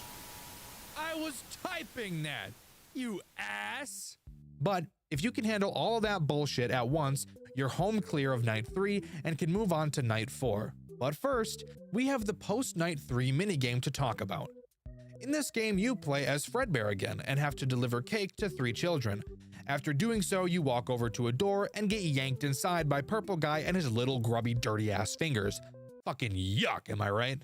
But now it's time for Night 4, and let me tell you, this night is super fucking cool. The night starts off normal, with every character we've seen thus far active. However, Phone Guy tells us that Prototype has done something terrible and doesn't explain what. Prototype is doing something terrible. Tonight has been very good for me. Shortly after, you can hear something on his side of the line scream, and the call abruptly ends. The night continues as normal, and throughout this night, you'll notice that the Prototype is nowhere to be found. Where the fuck is the Prototype? Hello? At 1 a.m., every other animatronic in the building disappears, and the real threat of this night shows itself. Fright. Fright is the final boss of Fredbear's Fright, acting as one final battle. Fright is presumably the Prototype, but you'll notice that he's made up of pieces of all of the other animatronics, which leads me to believe that the reason they all disappeared is because the Prototype destroyed and mangled all of them, making them part of him. You know what? Maybe this Prototype does share a lot of similarities to the Prototype from Poppy Playtime. Fright can be tricky, and it's not because his mechanics are particularly difficult, but instead because of how incredibly fast he is. Fright can attack from both the left door and right vent. He will only be visible on camera 6 and camera 4B. If you see him on camera 6, he's more than likely about to attack your door. The moment he disappears from the camera, very quickly he will be at your door. Close it as fast as you can because you will not have much time. You'll have to keep checking the cameras to figure out when he's left your door, and when he does, it won't be long until he attacks you again. If you see him on camera 4B, he's about to attack your vent. Same thing with camera 6. When he leaves, you'll soon hear him pound on your vent, and you'll quickly need to close it. Again, this night isn't hard because of what Fright does, it's hard because of how fast he does it. You'll need to be on your toes all night and be precise while also keeping your cool. This night acts as a very fun and quick night. It's incredibly satisfying to play once you get into the groove, which is something I really like about this game. It's very satisfying to play because it's balanced very nicely. If you can control your nerves until 6 a.m., the night ends. But not how you might think. Rather than getting your 6 a.m. screen, Fright reaches your office, and there's no way to stop this from happening. You get jump scared by him, and a cutscene begins. The cutscene looks to take place in the original FNAF 1 location before the reworks to the building that we've seen in the game. Whoever we're playing with holds up a phone and makes a call. It's at this moment we get what I feel is one of the coolest scenes from any FNAF game I've ever played. It's revealed that we're the phone guy from FNAF 1, and we start giving the call you can hear on night 4 of Five Nights at Freddy's 1, which of course is the infamous death of his character, except this time we see it from his point of view. Yeah, I always wondered what was in all those empty heads. Dude, what? What? Oh no. Oh damn! Yo, that was fucking sick! Dude, we were playing as the phone guy, you're joking! And this is how night 4 concludes. This is actually so fucking cool. This reveal right here is the main reason I chose to make a video about this game. It's so simple, but I absolutely love it when games have fun reveals like this. But would you believe me if I said Night 5 was even cooler? Let's talk about it. Night 5 takes place in the unmodified FNAF 1 building, with us playing as the phone guy again. But this time, we're in the back room stuffed in a suit. This night actually takes place sometime after he made the call on night 4, revealing that Freddy never killed him in the office, instead dragging him to the back room and stuffing him into one of the empty spring-lock suits that he wanted Michael to check on.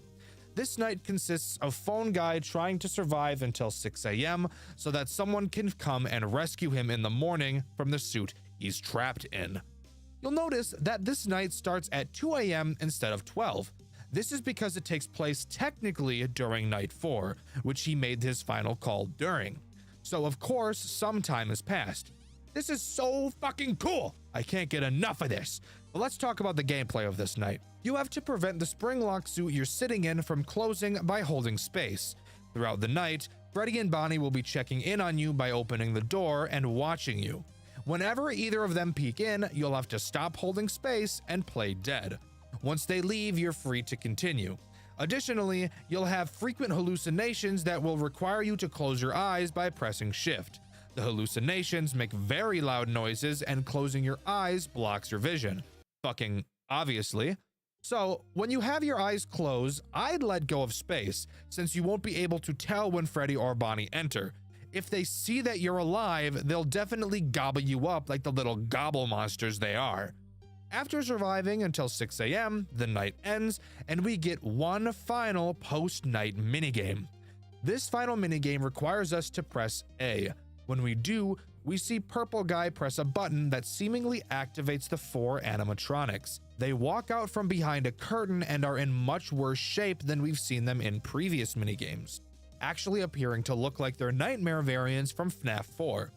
They follow Afton into a room with the locked box from Five Nights at Freddy's 4 with a key laying next to it. If you click this key, you'll actually be able to collect it. The game ends soon after, whether you grab the key or not, giving you the normal ending. So, how do you get the true ending? Well, as I'm sure you could have guessed, we need to find the second key and unlock that box we see in the minigame. But where is the second key? I don't ever remember seeing it up until this point. Well, that's because it's actually very out of the way. On any night from nights 1 to 4, if you go to camera 6 and click on the Freddy poster in the background, you'll be sent to a secret minigame. In this minigame, you play as Freddy and just have to move him across the screen and grab the key hanging from the ceiling. After you grab it, the minigame ends. Now, you might think you need to replay the 4th night minigame to open the box at the end, but that would actually be incorrect.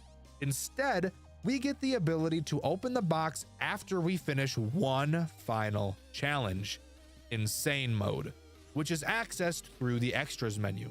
Insane Mode is exactly what you think it'd be, a high-pressure, difficult night where all characters are active.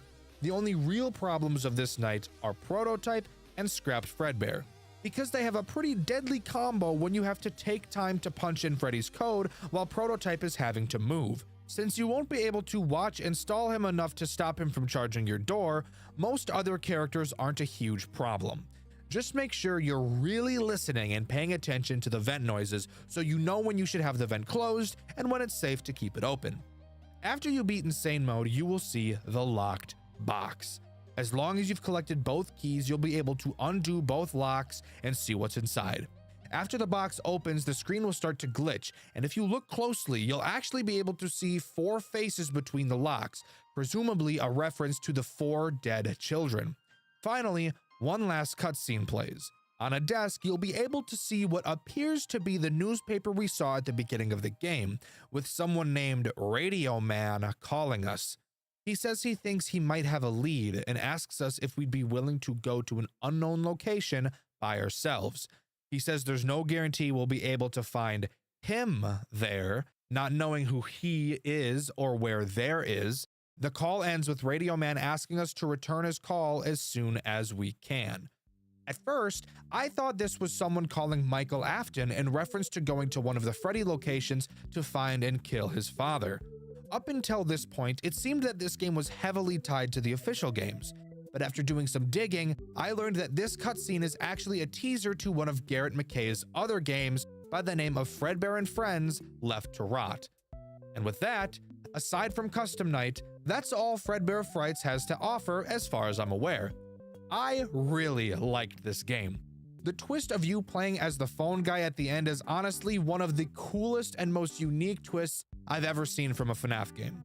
And Night 5 just topped it off even more. I have nothing but nice things to say about this game. It's not overtly and disgustingly difficult like a lot of FNAF games are, and that allows casual players to experience the story for themselves. But let me know what you think. Do you think Fredbear's Frights is as awesome as I do? Let me know in the comments. Also, let me know if you'd like to see me cover other games made by Garrett, as it appears that many of his games have a connected storyline. The question of this video is, what's the coolest thing you've seen from a FNAF game? With the question of the video being asked, I've been Dexter, and I'll see you all in the next video. See ya!